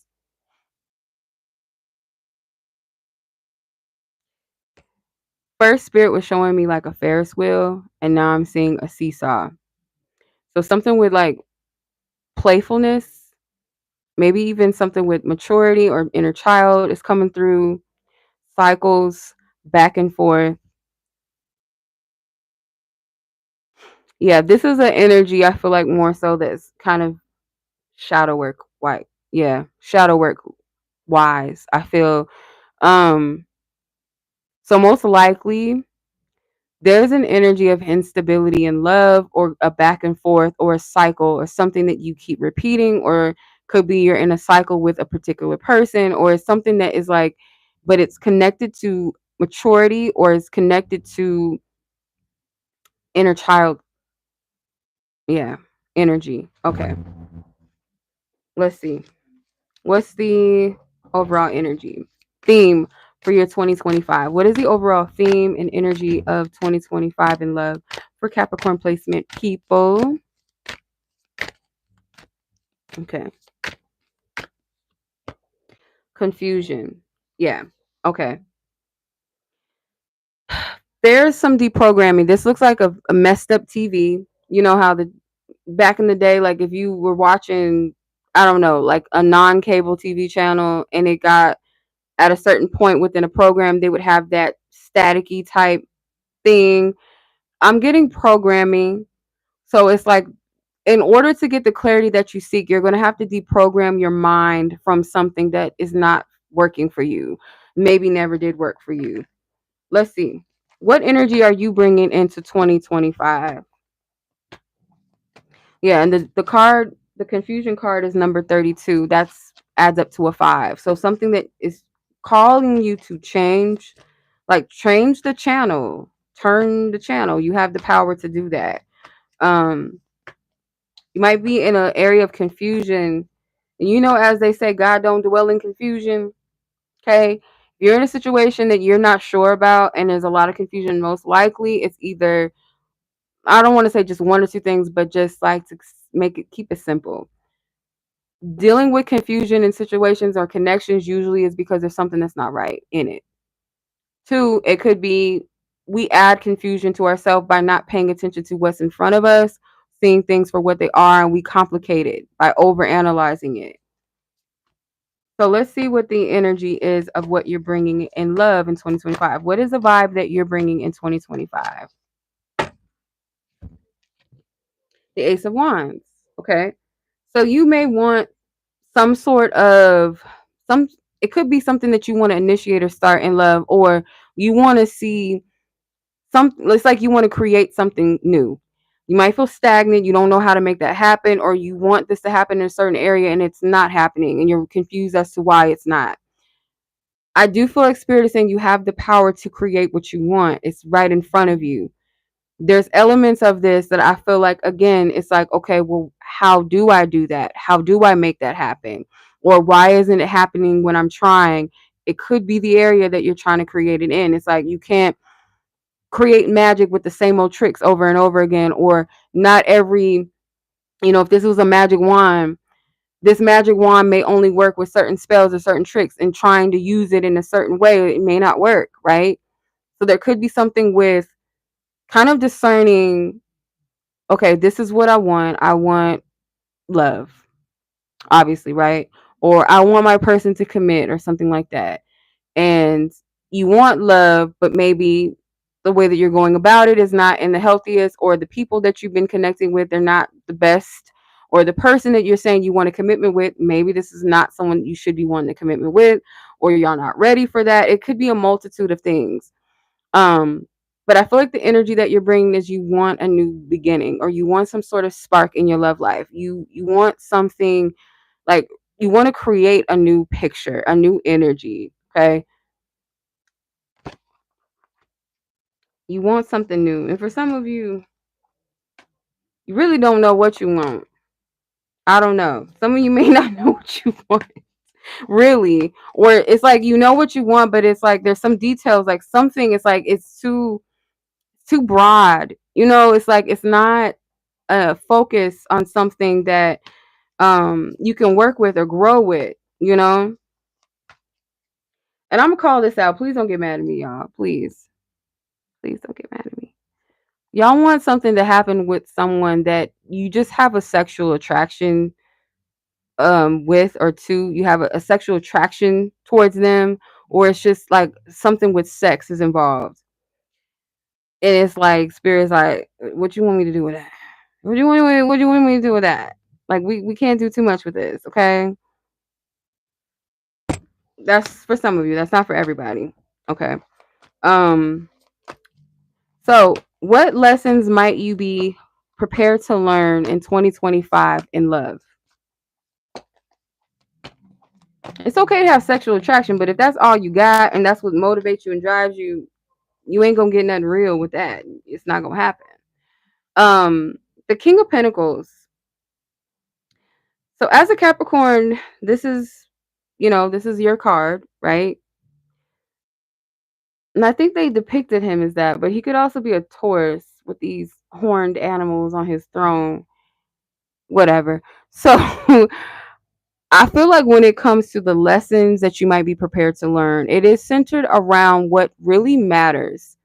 Like, what is it that you are willing to put forth the effort and energy in, or that you see development and growth, not based off of hypothetics or idealism, but based off of like realism, like what you really see in front of you. The substance and the ingredients that's already before you, you can see what you can do with that. If it's just, oh, I wish I had some sugar to make this cake, just hoping and wishing to make something out of nothing is not going to get you anywhere. I wish I had this in order to do this or to make this happen, and it's not in front of you. Not saying that things that we ask for and want to manifest, that it's always going to be materialized in front of you right away. Some things, it's like it does require patience and work. But when it comes to relationships, sometimes like we get into this like into this dumpster dive of this pool of potential that's not there, only because simply we like a person, or we made an ideal out of a person and we hope that they'll be that we want them to be, or oh, because we had this conversation, I feel like we can potentially be lovers. And it's like, well, everything else is screaming at you, telling you no, it's probably not for your best interest to be with this person. You know better than that, right? Or this person's already showing you signs that they're not reliable, or um there's certain things that I feel like that will be revealed, and it's showing you whether it's something that you can work with, or you can't. This could even be things within the self. It's like, okay, I might say that I want one thing, but am I really prepared for that? Do I have the patience? Do I hold the space and the capacity to actually work for it? Because the King of Pentacles is a patient person. He's not the King of Pentacles by default. The King of Pentacles in the tarot originally, the Pentacle people are the merchants. They're the business people. They're not the royals. They're not the elites. These are the people that are merchants. They have to work their way up in society, right? Same thing with the Wands characters. The Wand character people are actually the lower class people that have to work their way up. That's how this tarot was structured back in the day. The Swords people were the military, the military, the warriors, all of that. And then the Cups were more of the scientists, the poets, the musicians, the entertainers of the tarot. So the King of Pentacles is somebody that had to work from the ground up. So as this pertains to love, the King of Pentacles, he did not get here overnight. He may have started dating very young. He had the trial in the air. He's been through some relationships. He's been through some breakups. He might have been a clown. He might have been the fool in love. But this is, I've learned, I've had to work on this. I had to work to get to this place, to be this person that I am. And not only that, I'm someone that has the patience and the stamina to really be a lover that someone needs, that supportive person, that person that's going to nurture and water the garden with my counterpart, be able to provide something of substance. This is somebody that's willing to put in the work and patient. They're not in a rush. So this might be a lesson that you have to learn as a Capricorn energy. You know, this type of patience, this type of resilience, do you have it? Are you able to show up for a person in this capacity of where you're reliable, where you're honest, where you're authentic, where you're willing to put in the work even when it's hard, you're willing to grind to get to that healthy place in love. Like, a person knows that real love is not all rainbows and sunshine, but it's not toxic in the garden either. It's like, if we see something in our garden that could destroy what we worked so hard for, let's get to the root of it. Let's clean this shit out together. Okay. If someone is posing themselves as a pest in your garden, then that's not your person. That's not the person for you. But a person that's willing to do the groundwork with you and you with them, you can build from that. Okay. So that's some sort of lesson. I don't know how that applies to you. That was like a long-winded message, but what opportunities for love or connection will arise for you in 2025, or might arise for you in 2025 in love, Capricorn energies?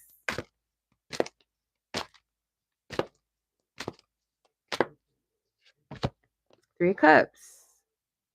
So you could meet a few people that spark your interest, especially if you're going out and you're dating, you're getting to know people. It could be two other people.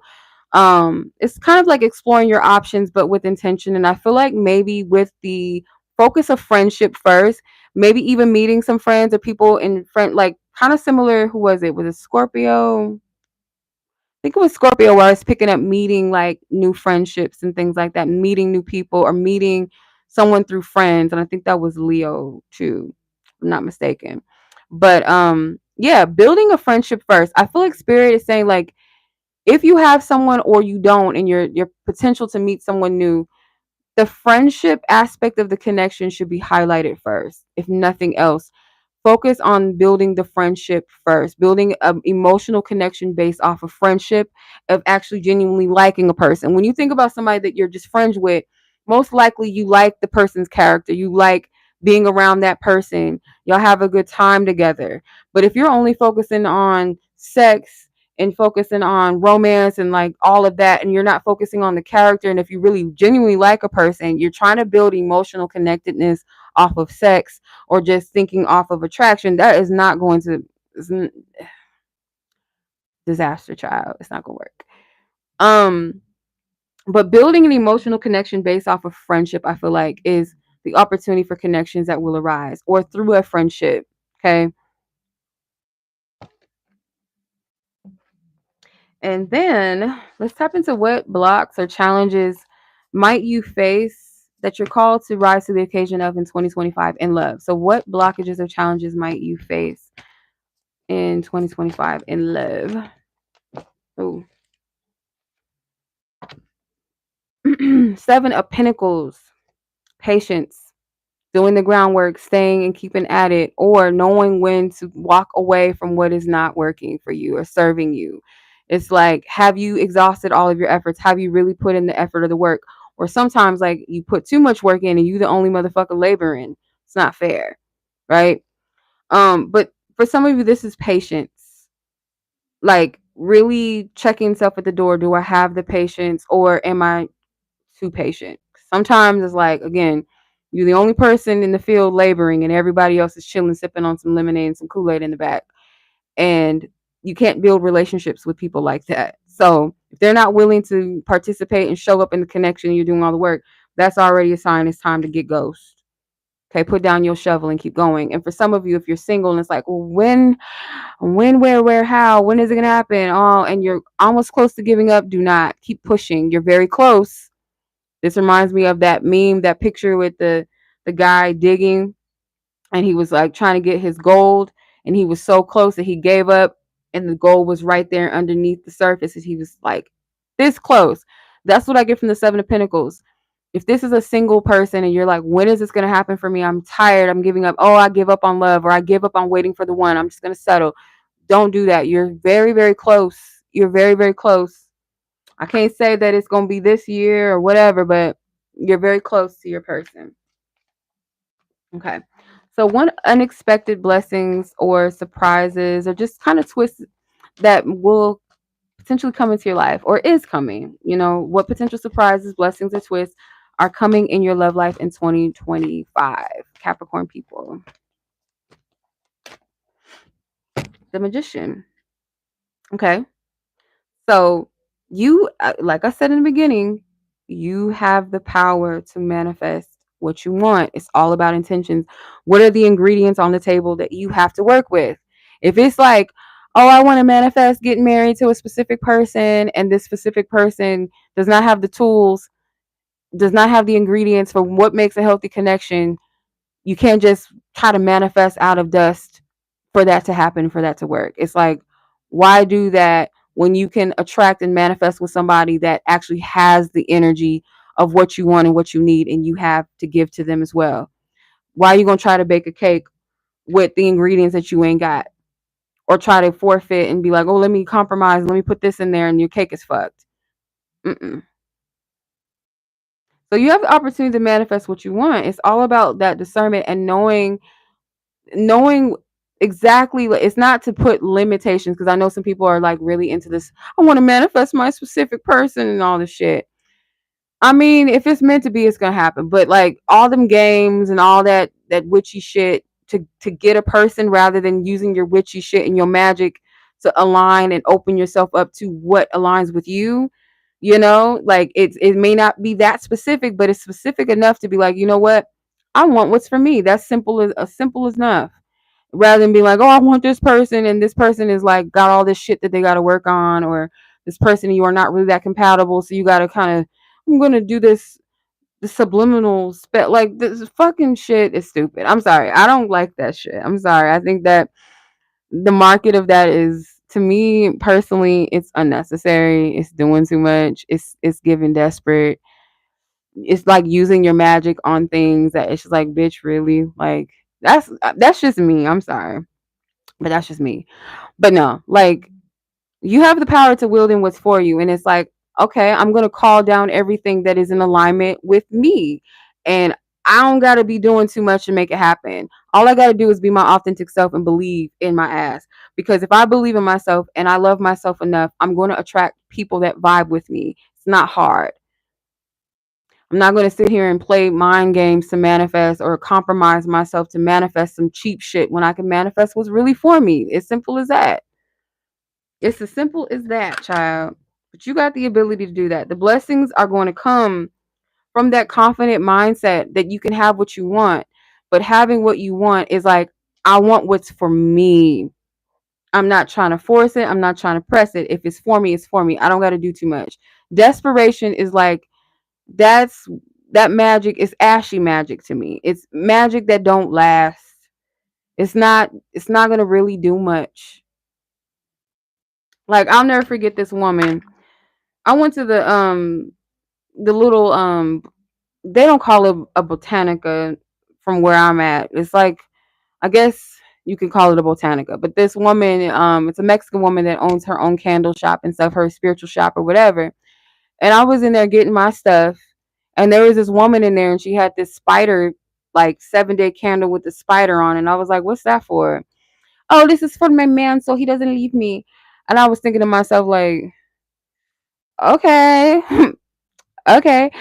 I'm just like, so he won't leave you. Like, I bet you $1,000,000 this is a bum that's probably on her couch, sitting there watching all them telenovelas on Telemundo, sitting there drinking his Coronas and shit, not doing a goddamn thing, and probably cheating on her with all kind of different women while she's sitting here with her spider candles. I'm like, girl, go get you a man that's going, you ain't got to do all of that. A man that's going to want to show up for you. He's going to want to be with you, not sit on the couch watching Telemundo while you out here putting spells on it like that. Why do you have to do that? You don't have to do that. Sis, you don't got to do that. And by the way, my accent sucked. But yeah, she was like, "Yeah, this my spider candle." And I'm like, "Girl, for what? Why you need to get a spider candle to keep somebody into you? Like, that's crazy to me. Fuck him. If you gotta do that, fuck him, girl. Leave him and his beers, his Miller Lights, his Coronas, whatever the fuck he drinking. Leave him in the dust. It's too much. You don't have to do all that. Trust me. You don't have to do that. Manifest yourself into being the person that you want to be, and attracting somebody that aligns with that. If you got to trick somebody into liking you, then do you like yourself? That's the question. Do you like yourself? If you got to do that, you might not like yourself too much, because you feel like, oh, well, I got to do this. I got to manipulate somebody into liking me. Like, if you know you the shit, or you know you something, you don't got to convince nobody of that. The person that's going to like it, going to love it too. And if he don't like it and he don't love it, then he is not the one, or she's not. It's simple science. Simple, very simple. You do not have to perform for love. Trust me, real love does not require you to put on a performance and be a clown and juck and jive and crump and do all the fucking break dance and the robots and twerk. You don't have to do all of that for love. It's not worth it. You're not a clown in a circus. You don't have to perform for anybody. Be your authentic self, and that's enough. All right, let's see what else wants to come through. It's what it is. Marriage. All right. So some of you guys, it is a question around, am I ever going to get married? Where is my person?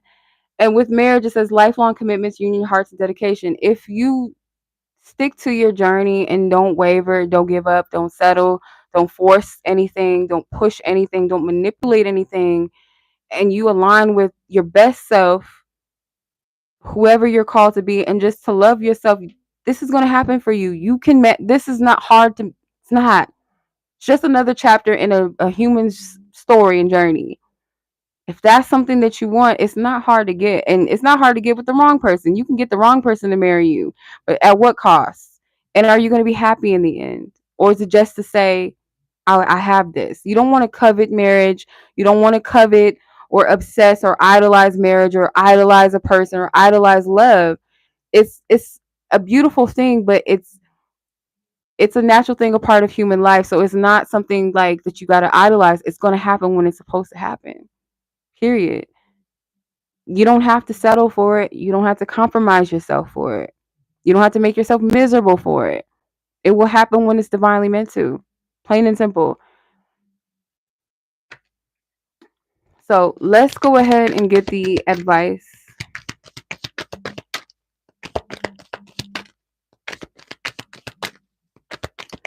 If we didn't get enough advice already, my God, I'm like really winded. I've been on here for 4 hours and 35 minutes. Your girl been on here for a minute. So you have first quarter moon, face those obstacles. Yes. Face them. Y'all got this. I don't know if I need to give y'all like more encouragement. Like you need it. Woo woo. It's okay. Woo woo. It's okay. You guys got it. Y'all can do it. I feel like it's just kind of what I was giving the message to Libra. Libras probably hate me too, but hey, I had to say it. Like whatever's gonna get us to heal and release and free ourselves of some fuck shit, let's do it. Like I'll be that person y'all just don't like. I'm gonna thumbs this bitch down, but you gonna thank me later. If not personally or directly, you'll think about, oh, that bitch with the fugly hat on, that bitch, yes, it was helpful. I hope it was helpful. But face those obstacles. Y'all probably don't like it. I know it's tight and you don't want to hear it. But if it's tight, it's tight because it's time to outgrow, or you're outgrowing what you need to. You gotta expand. But really, to get to that place, you're gonna have to really apply yourself and really show up for yourself more. But I don't want you guys to only do work on yourself just so you can have a man or just so you can have a woman or some shit. Like, please, no. Do it because you love yourself and you want to experience happy and fulfilling situations, because you want to show up for yourself and be happy, and you want to add an extension of people that will make, or I shouldn't say make you, but apply to your happiness. Because if you place all of your joy and happiness on when you get married or having a husband, having a wife, what's going to happen when it's time for them to leave this earth, or something happens, or if this person does something that doesn't make you happy? If you're placing all of your soul happiness on, oh, when this thing happens, or if it's this, or if it's that, because I guarantee you, once you get it, you're not going to be completely satisfied if you're not happy with yourself. I wish I had my good sis Kenya on here, because she'll be a testament. She says all the time, she said, you could tell your followers this. Just because I got married to my divine did not take away all the other inner problems I had with myself. I still had to work on that. It doesn't take it away. It doesn't make you just magically, oh, I'm in a marriage. It might be blissful in the moment because you're happy that you have it, but that doesn't eliminate anything else you got going on inside of you until you deal with it. Okay? When your person is not responsible for doing it for you, they can support you, but at the end of the day, it's up to you to do it. Okay? All right, so much love as always, Capricorn. I hope this reading resonated with you. Like this video if it was helpful, and if it blessed you or you feel like it might bless another Capricorn placement, go ahead and share this video. I greatly appreciate that. So let's go ahead and get into our last two. Aquarius, you're up next, and then Pisces, and then we're going to close this thing out with a bang. And I hope you guys have a safe and happy new year, by the way. If it's already January 1st where y'all at. Technically the calendar year, but we're going to call it the new year. Okay, it's a new calendar year. Starting with Aquarius. Okay. All right. So like everyone else, you get a channeled message. Hopefully it comes through. Sometimes it will, sometimes it won't. But this entire live, everybody has gotten a channel message. So Aquarius energies when it comes to love. So you can be any Aquarius placement that is relevant to love or in your big three, or you could be cross watching for a Aquarius person, what have you. Mind you, not all of these messages are going to resonate. Some of them may resonate, some of them may not. Okay. All right.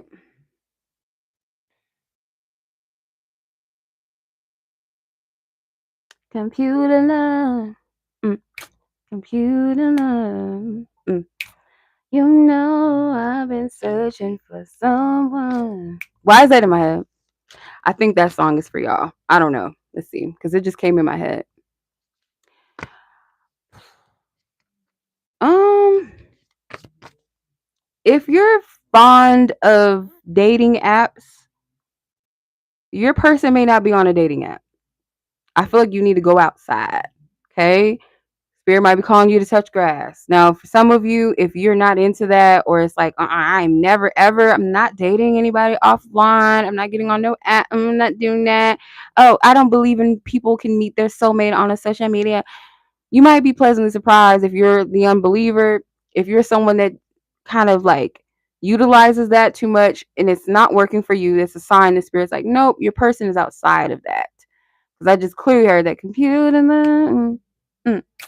Who is it? Zap. I think Zap and Roger. Computer love. That's random, but that's what I was getting. Anywho. Let's see what your overall key theme is. Aquarius placements and love for 2025. What is your love vibe for 2025? Your overall energy, overall theme. If you guys want something more personal, I do offer 2025 forecast readings, which is not really so much based off of predictions, but just more so of a preparation for love. And why I say love, it's more than just a love reading. I do focus on key areas, but I also have a 4 quarterly breakdown reading as well. So we do the key area reading and the 4 quarterly reading, and on top of any other messages that will encourage you and push you forward into 2025 with focus and intent and motivation. Okay. So anywho, you got the wild card number 5. So yeah, a change, switching something up. Some of you guys, this might be very specific, but hear me out. They have like little game areas. They have little like card game events, sometimes like adult games, like where people play like trivia games and stuff like that. And they might have them at bars sometimes. They might have them at lounges, or where someone rents out a venue. Go to one. And if your friends happen to be like, we're having a party at so and so's house and we're all going to play Uno, or we're going to play this trivia game or something with games, go. Go. Especially if you're like a homebody or you feel comfortable dating online or you meet most of your people through social media. Spirit's like, no, go. If you're in a relationship, you and your person might spend too much time working, too much time like not engaging enough, not communicating enough. There's some sort of dryness, maybe playing a fun game with each other, like an interactive couples game. They have really cool like cards. Y'all can get like some brain puzzle type games, or something that's going to cause you guys to interact and learn each other, or learn different things about each other, or even like it might spark an argument. I don't know if we should play this one, but like there's those games that's like, what's my favorite color? And the person like, your favorite color is purple. It's like, really? My favorite color is yellow. And it's like, y'all get all mad. And like, when was our first date? Oh, it was on, and it wasn't that. When we get married, maybe not play those type of games. Fuck that one. Let's just play a game that's interactive to couples. They have sexy ones too, where y'all can play a little, pull a position card. They got them little freaky ones, but I feel like the ones where you guys are learning each other and you're working together, or like those vulnerable questions to ask each other, they have those type of games. So maybe doing something like that, or playing cards together, something fun. Play Monopoly, play Operation whatever, play something, play Connect motherfucking Four, something fun. Anyway, but you guys are being called to step out of your comfort zone when it comes to dating. But yeah. Anywho, let's see, what energy are you bringing in 2025 in love? What is the vibe that you bring in 2025 in love? How are you contributing to love? What's your energy? Aquarius placement people. Lovers. Okay. So the lovers card is like there could be a level of acceptance of I just want what's for me. I feel like you guys are free. You're allowing your person, if you guys are married or in a I keep getting, I don't know, marriage couples for Aquarius. I don't know. I guess some of you guys might be married, maybe, or Aquarius placement energies, or your person is. But if you're not married and you're in a relationship with someone, I feel like this is like your energies. I'm allowing my person to just be them. And that's a beautiful thing. If you're open to dating and you're single, this is like I just want someone that is free to be themselves and me free to be myself. Like it's no heavy strict energies, and I'm not getting like this energy of oh they can just do whatever they want, they can sleep with it, whoever, unless that's what y'all into. But this more so feels like a divine connection where I want someone to be their authentic self and I can be my authentic self, where we don't control each other. We can still be individuals. We love freely. There's no toxic energies. There's no strings attached to other people, and there's no restrictive heavy energy or low vibrational connectivity. That is what you're contributing. Um for the most part, you guys could be connecting with a Gemini or a May Gemini specifically. Yeah, like towards the end of May, or maybe there could be something with like meeting people during Gemini season. I'm getting towards the end of May though. That's not for everybody. All right, so what are some of the lessons that you might be needing to prepare yourself to learn in 2025? What are some of the lessons that you're being prepared to learn in love in 2025? The Nine of Pentacles. Okay. Yeah, some of you guys, this is something to do with self-sufficiency or maybe too much independence. So like some of the lessons could be, am I allowing myself, it's like to show up for yourself. And then for some of you, it's maybe being too overly independent and not allowing other people to show up for you could be the lesson. Because I do get independent, very self-sufficient, and I also get homebody. This looks like them little moo-moos, the little African moo-moos that our grandmas and aunties be walking around in sometimes. It's given that, and like the headscarves and the the bonnets, walking around homebodying it, and it's like we want you to go outside. Just get outside, even if you got to go outside in your little moo and your bonnet. Somebody might love it. I don't know, but at least you're getting outside of the house, at least. Okay. But yeah, that's for some of you. Now let's see what opportunities for love or connection might arise in 2025 in love for you guys. What connections, what opportunities for love or connection might arise for you guys? If I didn't already tap into that, Three of Pentacles. Yeah, it could be around a social environment, could even be a work environment. I do feel like this is some sort of like venue or something. So it could be, like I said, one of them little card game events.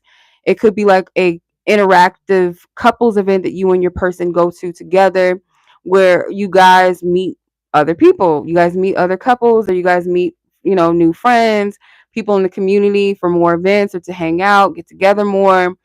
And for those of you that are single, same thing, meeting new people or meeting your person through this network.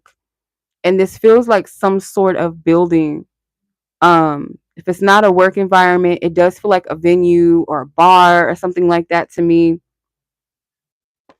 Or you could meet people. And I feel like there's something with stage lights too. So this might not just be like, oh, we go into so-and-so's house to play card games. Maybe for some of you, but this feels like where there's actual stage lights and stuff. Like it's professional lighting there. So I don't know what this is. Um, you or your person could work in production or something with like, yeah, some of you that could be your profession. You work in something with production or stage production, but that's not for everybody. It could be a concert too, by the way. So, what challenges or blockages might you face in 2025 in love that you're being called to rise to the occasion of? Aquarius placements. The Magician. Okay. It's like you have the power, like just like Capricorn. Maybe you're a Capricorn, Aquarius cusp person, but kind of similar to their message because I think they got this not in the same placement. Something along the lines of what I was getting for them is you have the power to manifest what you want, but it's like the ingredients. So by hypothetically saying, "Oh, I want to manifest this," but you're not putting in the amount of effort or energy to manifest something that is in alignment for you. It's like, "Oh, I want to meet someone," but you're not making the effort to meet people, or you're not putting yourself out there, you're not going out, or you've exhausted maybe a specific avenue. It's like, okay, well, you know that's not working for you. Open your channels up to what does work or what will work. Be open to that. Magicians have to learn how to utilize their power and their magic. It's like they're naturally born with gifts. Some things maybe they have to strengthen and work on more, or learn how to wield, or learn how to use wisely, or not too much, or a little bit more. It's like you have to kind of learn what works for you. And if you're doing the social media, the dating app thing, and it's not getting you anywhere, and you've tried this one, you tried that one, you then opened up different areas, and you've opened up to different races or different age groups or whatever the case may be, and it's still not working, you change your interests up or you put some new shit on there and it's still not getting the type of results that you want, it may be time to get off of that and try something else. Spirit may be calling you outside of that. It's like, don't look at things as a fail, but look at it as an opportunity to expand or try something else. And that's kind of the vibe I get from that. Now, lastly, one unexpected love surprise, like unexpected twist or surprise or blessing, is coming in love for you in 2025, Aquarius placement people.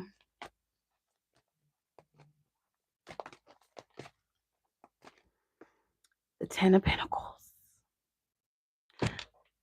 Especially for my partnered up Aquarian energy people. The blessing, I feel like the twist is that there's more togetherness, okay?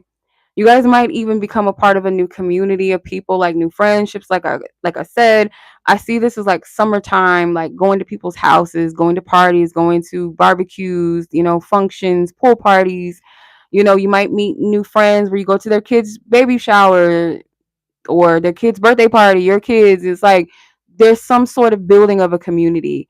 For some of you as well, this could be like you landing into a relationship, child. Okay, in 2025, a serious one, someone that's serious about you, where you meeting their family by the end of the summer, child. You may be meeting somebody's family. Okay, Virgo season, maybe. But hey, looks good to me. All right, let's see. I'm gonna pull from the Wheel of Fortune, or not the Wheel of Fortune, my Love Fortune Oracle deck, to see if there's anything else that wants to come through, or maybe just confirm the messages further. Let's see. Because one of the signs threw me for a loop. I'm like, what the fuck? Like, where'd this come from? Gamble. Okay. So it says tough decision, choice between lovers, and risk. So yeah, you guys are gonna have to be open to do something different. You're gonna have to take that divine gamble or chance in something new. Okay. Spread your uh love vibes in more territories. Don't just sit stagnant. And you might have a decision to make. For some of you, I don't know who this is for. This might be just a few of you. But I do feel like there might be someone or people, like if you've been dating multiple people, or you kind of had some people on the hook, or just, maybe a particular person that maybe you have this back and forth connection. It's unofficial, could be a situationship. You could meet somebody that actually wants to take you more seriously. On one of your nights out with your friends, or doing something different, or going to an event or something community wise. Or if you're someone that doesn't really like the social media thing or dating apps, you could meet someone in that way. And then it's like, well, fuck, I actually like this person. And you might have to choose, or you might have to cut some people off. Might not be easy. Because there's potentially, for a lot of you, or I don't want to say a lot of you, but I feel like if this is meant for you anyway, this will come to pass, because And if it's not for you, it's not for you, because I don't read for every collective of every zodiac sign. This is just a specific collective. So if this does come to pass, what it's going to be is, whether it's people that you got to cut off or another person, what it's going to be is most likely you're going to land in a serious relationship. So if you happen to fall in the category of having somebody that you're kind of going back and forth with, or you have multiple people on the hook or whatever that you've been talking to or dealing with, you're going to have to cut them off potentially, or it's going to be the question of whether you should or you shouldn't, because I feel like there's somebody that's going to be serious about you, a new person that's going to be serious, and it's like, oh, this person is like really about that, and I really like this person, and we're having a good time, we're vibing. It could be a Virgo, but it's like we're vibing, we're having a good time. I've met their family, I've met their friends, like this might be it. So, and with that, it's like I gotta respect my person, so I'm gonna have to cut you off. I'm gonna have to cut y'all off, or whatever the case may be. That might be for some of you. If that's not your situation, regardless, most likely you're gonna land into a serious connection with someone that's really serious about you. Okay. All right. Let's get some advice, and we'll close this thing out. Amen. And I'll say to that. Yeah. If you've been doing your work, you know,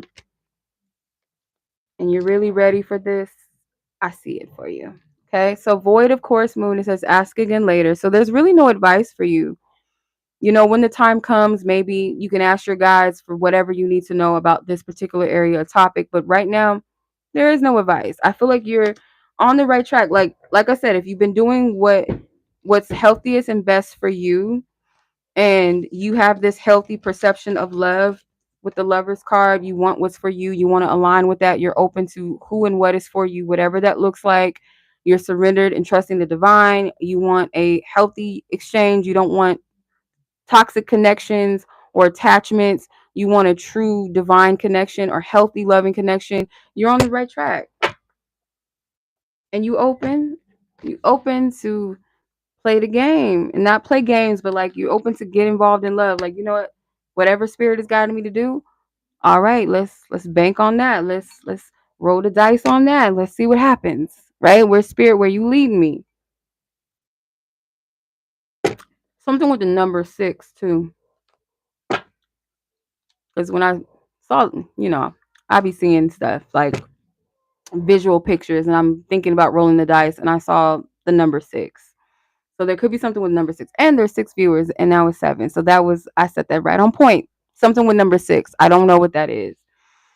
But keep that in mind. So that was Aquarius. Now, last but not least is our Pisces people. Let's tap into our Pisces collective. If that reading resonates, like this video, share it with someone that you feel like it may bless and resonate with as well.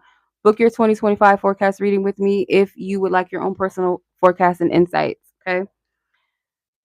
All right. Pisces.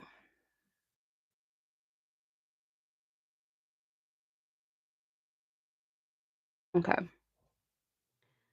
Pisces, this is your reading, or Pisces placement people, this is your reading. So if you guys have Pisces in your chart, or maybe you're cross watching for Pisces, this may be for you. Now keep in mind it's general. Some of it may resonate, some of it may not. We just gonna go with the flow. And before I get started, I want to channel a message. So let me put the tarot back, because I'm gonna need these as my overall energy first. Then we'll get into tarot.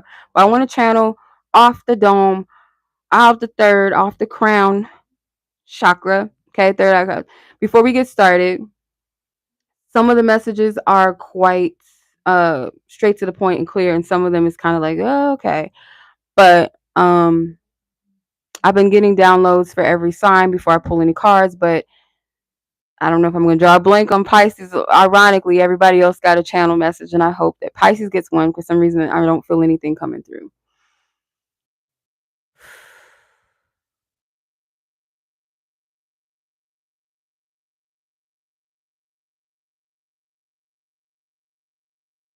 Something or someone that you need to move away from. It's like they're in the way. And I'm not necessarily getting that you need to remove them, maybe remove yourself, detach, or people, an environment. It's something like that. It's in the way. It's in the way. Because I feel like every other area of your life may be cool. It might be flowing or at least getting better in some cases. But for some reason with love, it's like some sort of bump. And if you're in a relationship, it's like third energies, like people meddling in your business or too many opinions or someone that's like a pain. Some of you guys could be like a roommate situation, like someone that you're roommating with that is in the way of love and relationships, or someone that your person, if you have a person, like they have a roommate or something that's in the way, or just like drama. It's like someone is like in the way. And it's almost like spirit saying you can't remove them. You just got to remove yourself or get away from them. Separate yourself instead of like, oh, well, they should just leave or they should just leave me alone or they should just go away. It's like, no, you remove yourself from the situation. All right. So let's see what the overall energy is for Pisces. Okay. Now I'm hearing I'm hearing Jill Scott's what's it called? Long Walk in my head. But the scene or the not the scene, the line that I heard was um your background, it ain't squeaking clean. Sometimes we all gotta swim upstream, something like that. But it's like somebody that is doing their work and their efforts. So you might meet somebody. It might not be in the most perfect situation, but I'm not getting like it's a energy of someone that is there to tear you down, or I'm not getting that. But you might meet someone in a very casual energy, casual vibe, someone that you can do simplistic things with. Like if that's what you're into, like let's say you guys go on a first date. It could be you guys meet up at a park, or you guys sit in the car and you vibe and you just conversate and you talk, or you listen to music, or you talk about life, and that's what it's giving. It's very relaxed energy, but that might not be everybody's thing. It could be someone that you've been knowing, but you guys finally just decided to like meet up or hang out or something, and it's simplistic. I don't know. Or maybe that's how if you have a person, maybe that's how you guys started off. You have solitude. Okay. So 42. Yeah, you're being called to distance yourself from what's not for you. And I get that the more you do that, the more you're going to see clear. Okay. Now, there could also be too, like, if this is not your energy, because for some reason I feel like if you have a person, there's a situation that they need to distance themselves from. And I don't feel like it's another romantic situation. It's not that. Uh-uh. This is something like a platonic or family member. Like they need to have their back. They need to put their foot down. They need to have boundaries, and you can't do it for them. But if this is your energy, that might resonate with you personally, like something that you need to remove out of your life, or remove yourself from, I should say. Remove yourself from. So what is the overall energy and vibe for Pisces in love? Pisces placements in love for 2025. What is the overall vibe and energy? I'm not taking reversals. Knight of Cups. That stream. Sometimes we all got to swim upstream. I feel this energy of just kind of I feel like it might not be easy. Like whatever the task is, or whatever it is that you're being called to remove yourself away from, it might not seem like an easy task, but on the other side of this is love. And I can't remember what other sign had this energy. I'm picking up kind of a similar message, but not quite the same. But like on the other side of whatever is in the way that you're being called to remove yourself from, on the other side of that is love. If it's your person stuck in something that they need to remove themselves from, or both of you guys are kind of being called to move away from some things, once you do, it brings you closer together. It brings you closer to love, or closer in love. So it's like your soul or your heart is wanting and yearning for something. It's like it does want to see what's on the other side of where you are or what you've been experiencing. But you got to remove yourself from something first. Okay.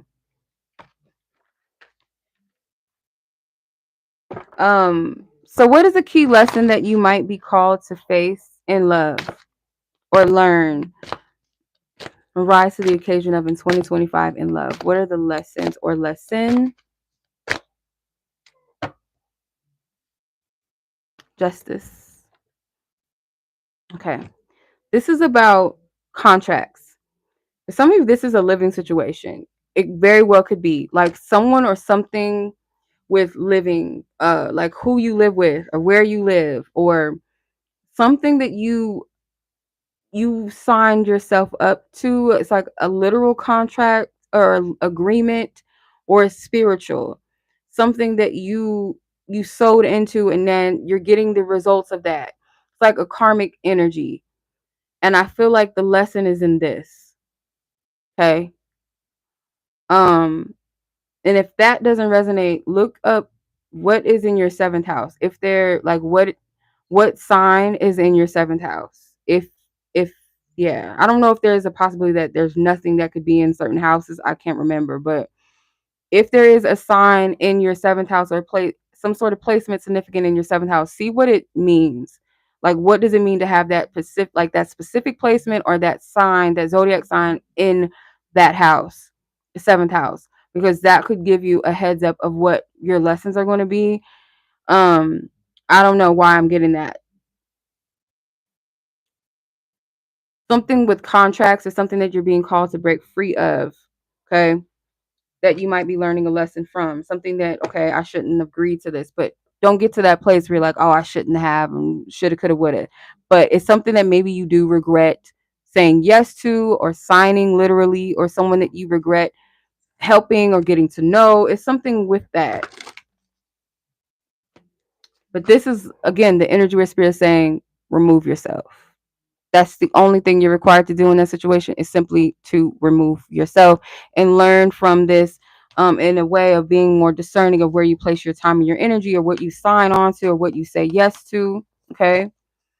Um, what opportunities for love or connection will arise for you in 2025 in love? So, what love or connections will arise for you in love? Seven of Swords.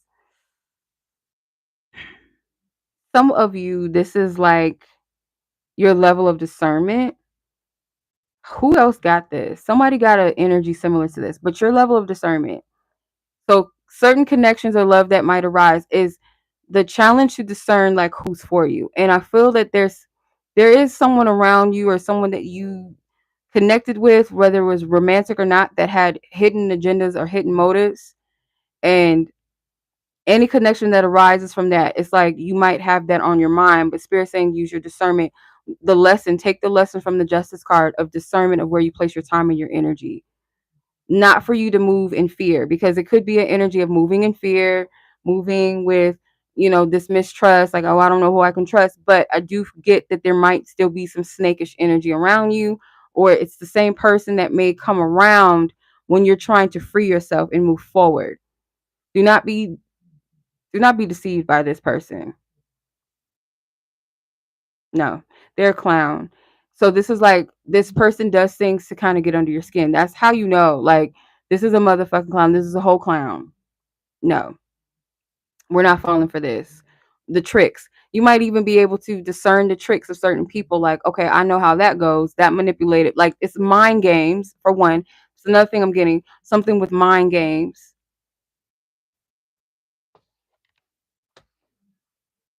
Okay. What challenges or blocks might need to be confronted or faced and overcome in 2025? What are the challenges or blocks that you might need to face or confront when it comes to love? Judgment. Yes, your discernment. Your discernment. Because what's going to happen is that you might be tested, like I said, with either the same type of motherfuckers that have been testing you, and you know that they're people that you need to get away from, and or people that have similar energy, and it's discerning and seeing who those people are and moving accordingly. Because soon as you're about to start a new chapter in your life, maybe even if you meet someone new, or even just the idea of entertaining someone new and this old energy tries to pop up in your experience, that is how you know you're close to your new beginning. And do not entertain the fuck shit. Surpass it. It's done. Your judgment, your discernment, like you got it. It's on point. It's not hard to tell. Like these people ain't doing nothing new. They're not seasoned in what they're doing. They're doing the same shit. They're up to the same old tricks. You have divine discernment to see. And it might be people that's like, oh no, take me with you. Oh, don't do that. Don't cut me out. Oh, we still cool, right? We still friends. Like, no, no. May not all be romantic, but it's like, no, we're not cool. No, we're not. We're not cool. We're not friends, or family members. Talk to people. No, I don't care if we blood or some ex or some, somebody that didn't even want to make you their one, your girlfriend, their boyfriend. Like, no, I'm good off of you. Nope. I don't want a second chance. No, I'm good. Not be tempted by that. It's a trick. I don't know who that's for, but do not be tempted by that. And if this is your person, I don't feel like they're going to fall for the tricks of the old people. It's like, oh my God, like, no, take me with you. This could be you moving. This could be you just cutting people off. This could be, soon as you make it, like, people that are, especially if you have soul ties to people, like usually soul ties are created through sex, right? So these are people that you've had romantic or sexual connections with. You notice how when you move on or you think about moving on or you start talking to somebody else or you like someone else, that people start popping up trying to holler at you, see what's up with you, or watching your stories and shit. It's like, where have you been? Old friends. It's like people can sense when you're moving past them. And that's the energy I'm getting. It's like trauma bonds. Like those trauma bonds may have energies attached to them, vibrations, frequencies, demons, spirits attached to them. And when you cut those energies off, it's like, oh, where are you going? Where are you going? Why? Nope. We're done.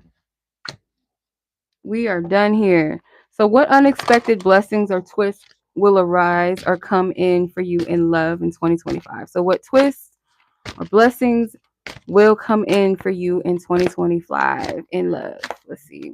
Pisces energy people. The Lovers.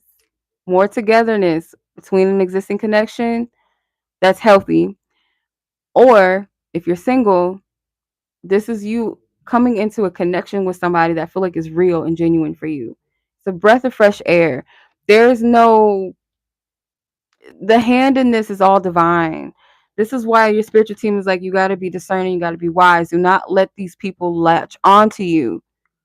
These are people that trauma bond with you or have trauma bonded with you, or where there's some sort of, I don't know, childhood trauma or some sort of blockages, maybe people that you had children with or something. It's like, you cannot come, or people that you've known since childhood, or they grew up in the same area as you or something. It's like, whoever these people are that are not for your highest good, they're going to try to use everything in the book to latch on to your new beginning. And spirit is like, no, because this is why this type of energy cannot exist and dwell in clown fuckery. It can't exist in that energy. It can't. These type of people mean no good. They're just going to be lurking in the garden like a snake in the grass, lurking like they, no.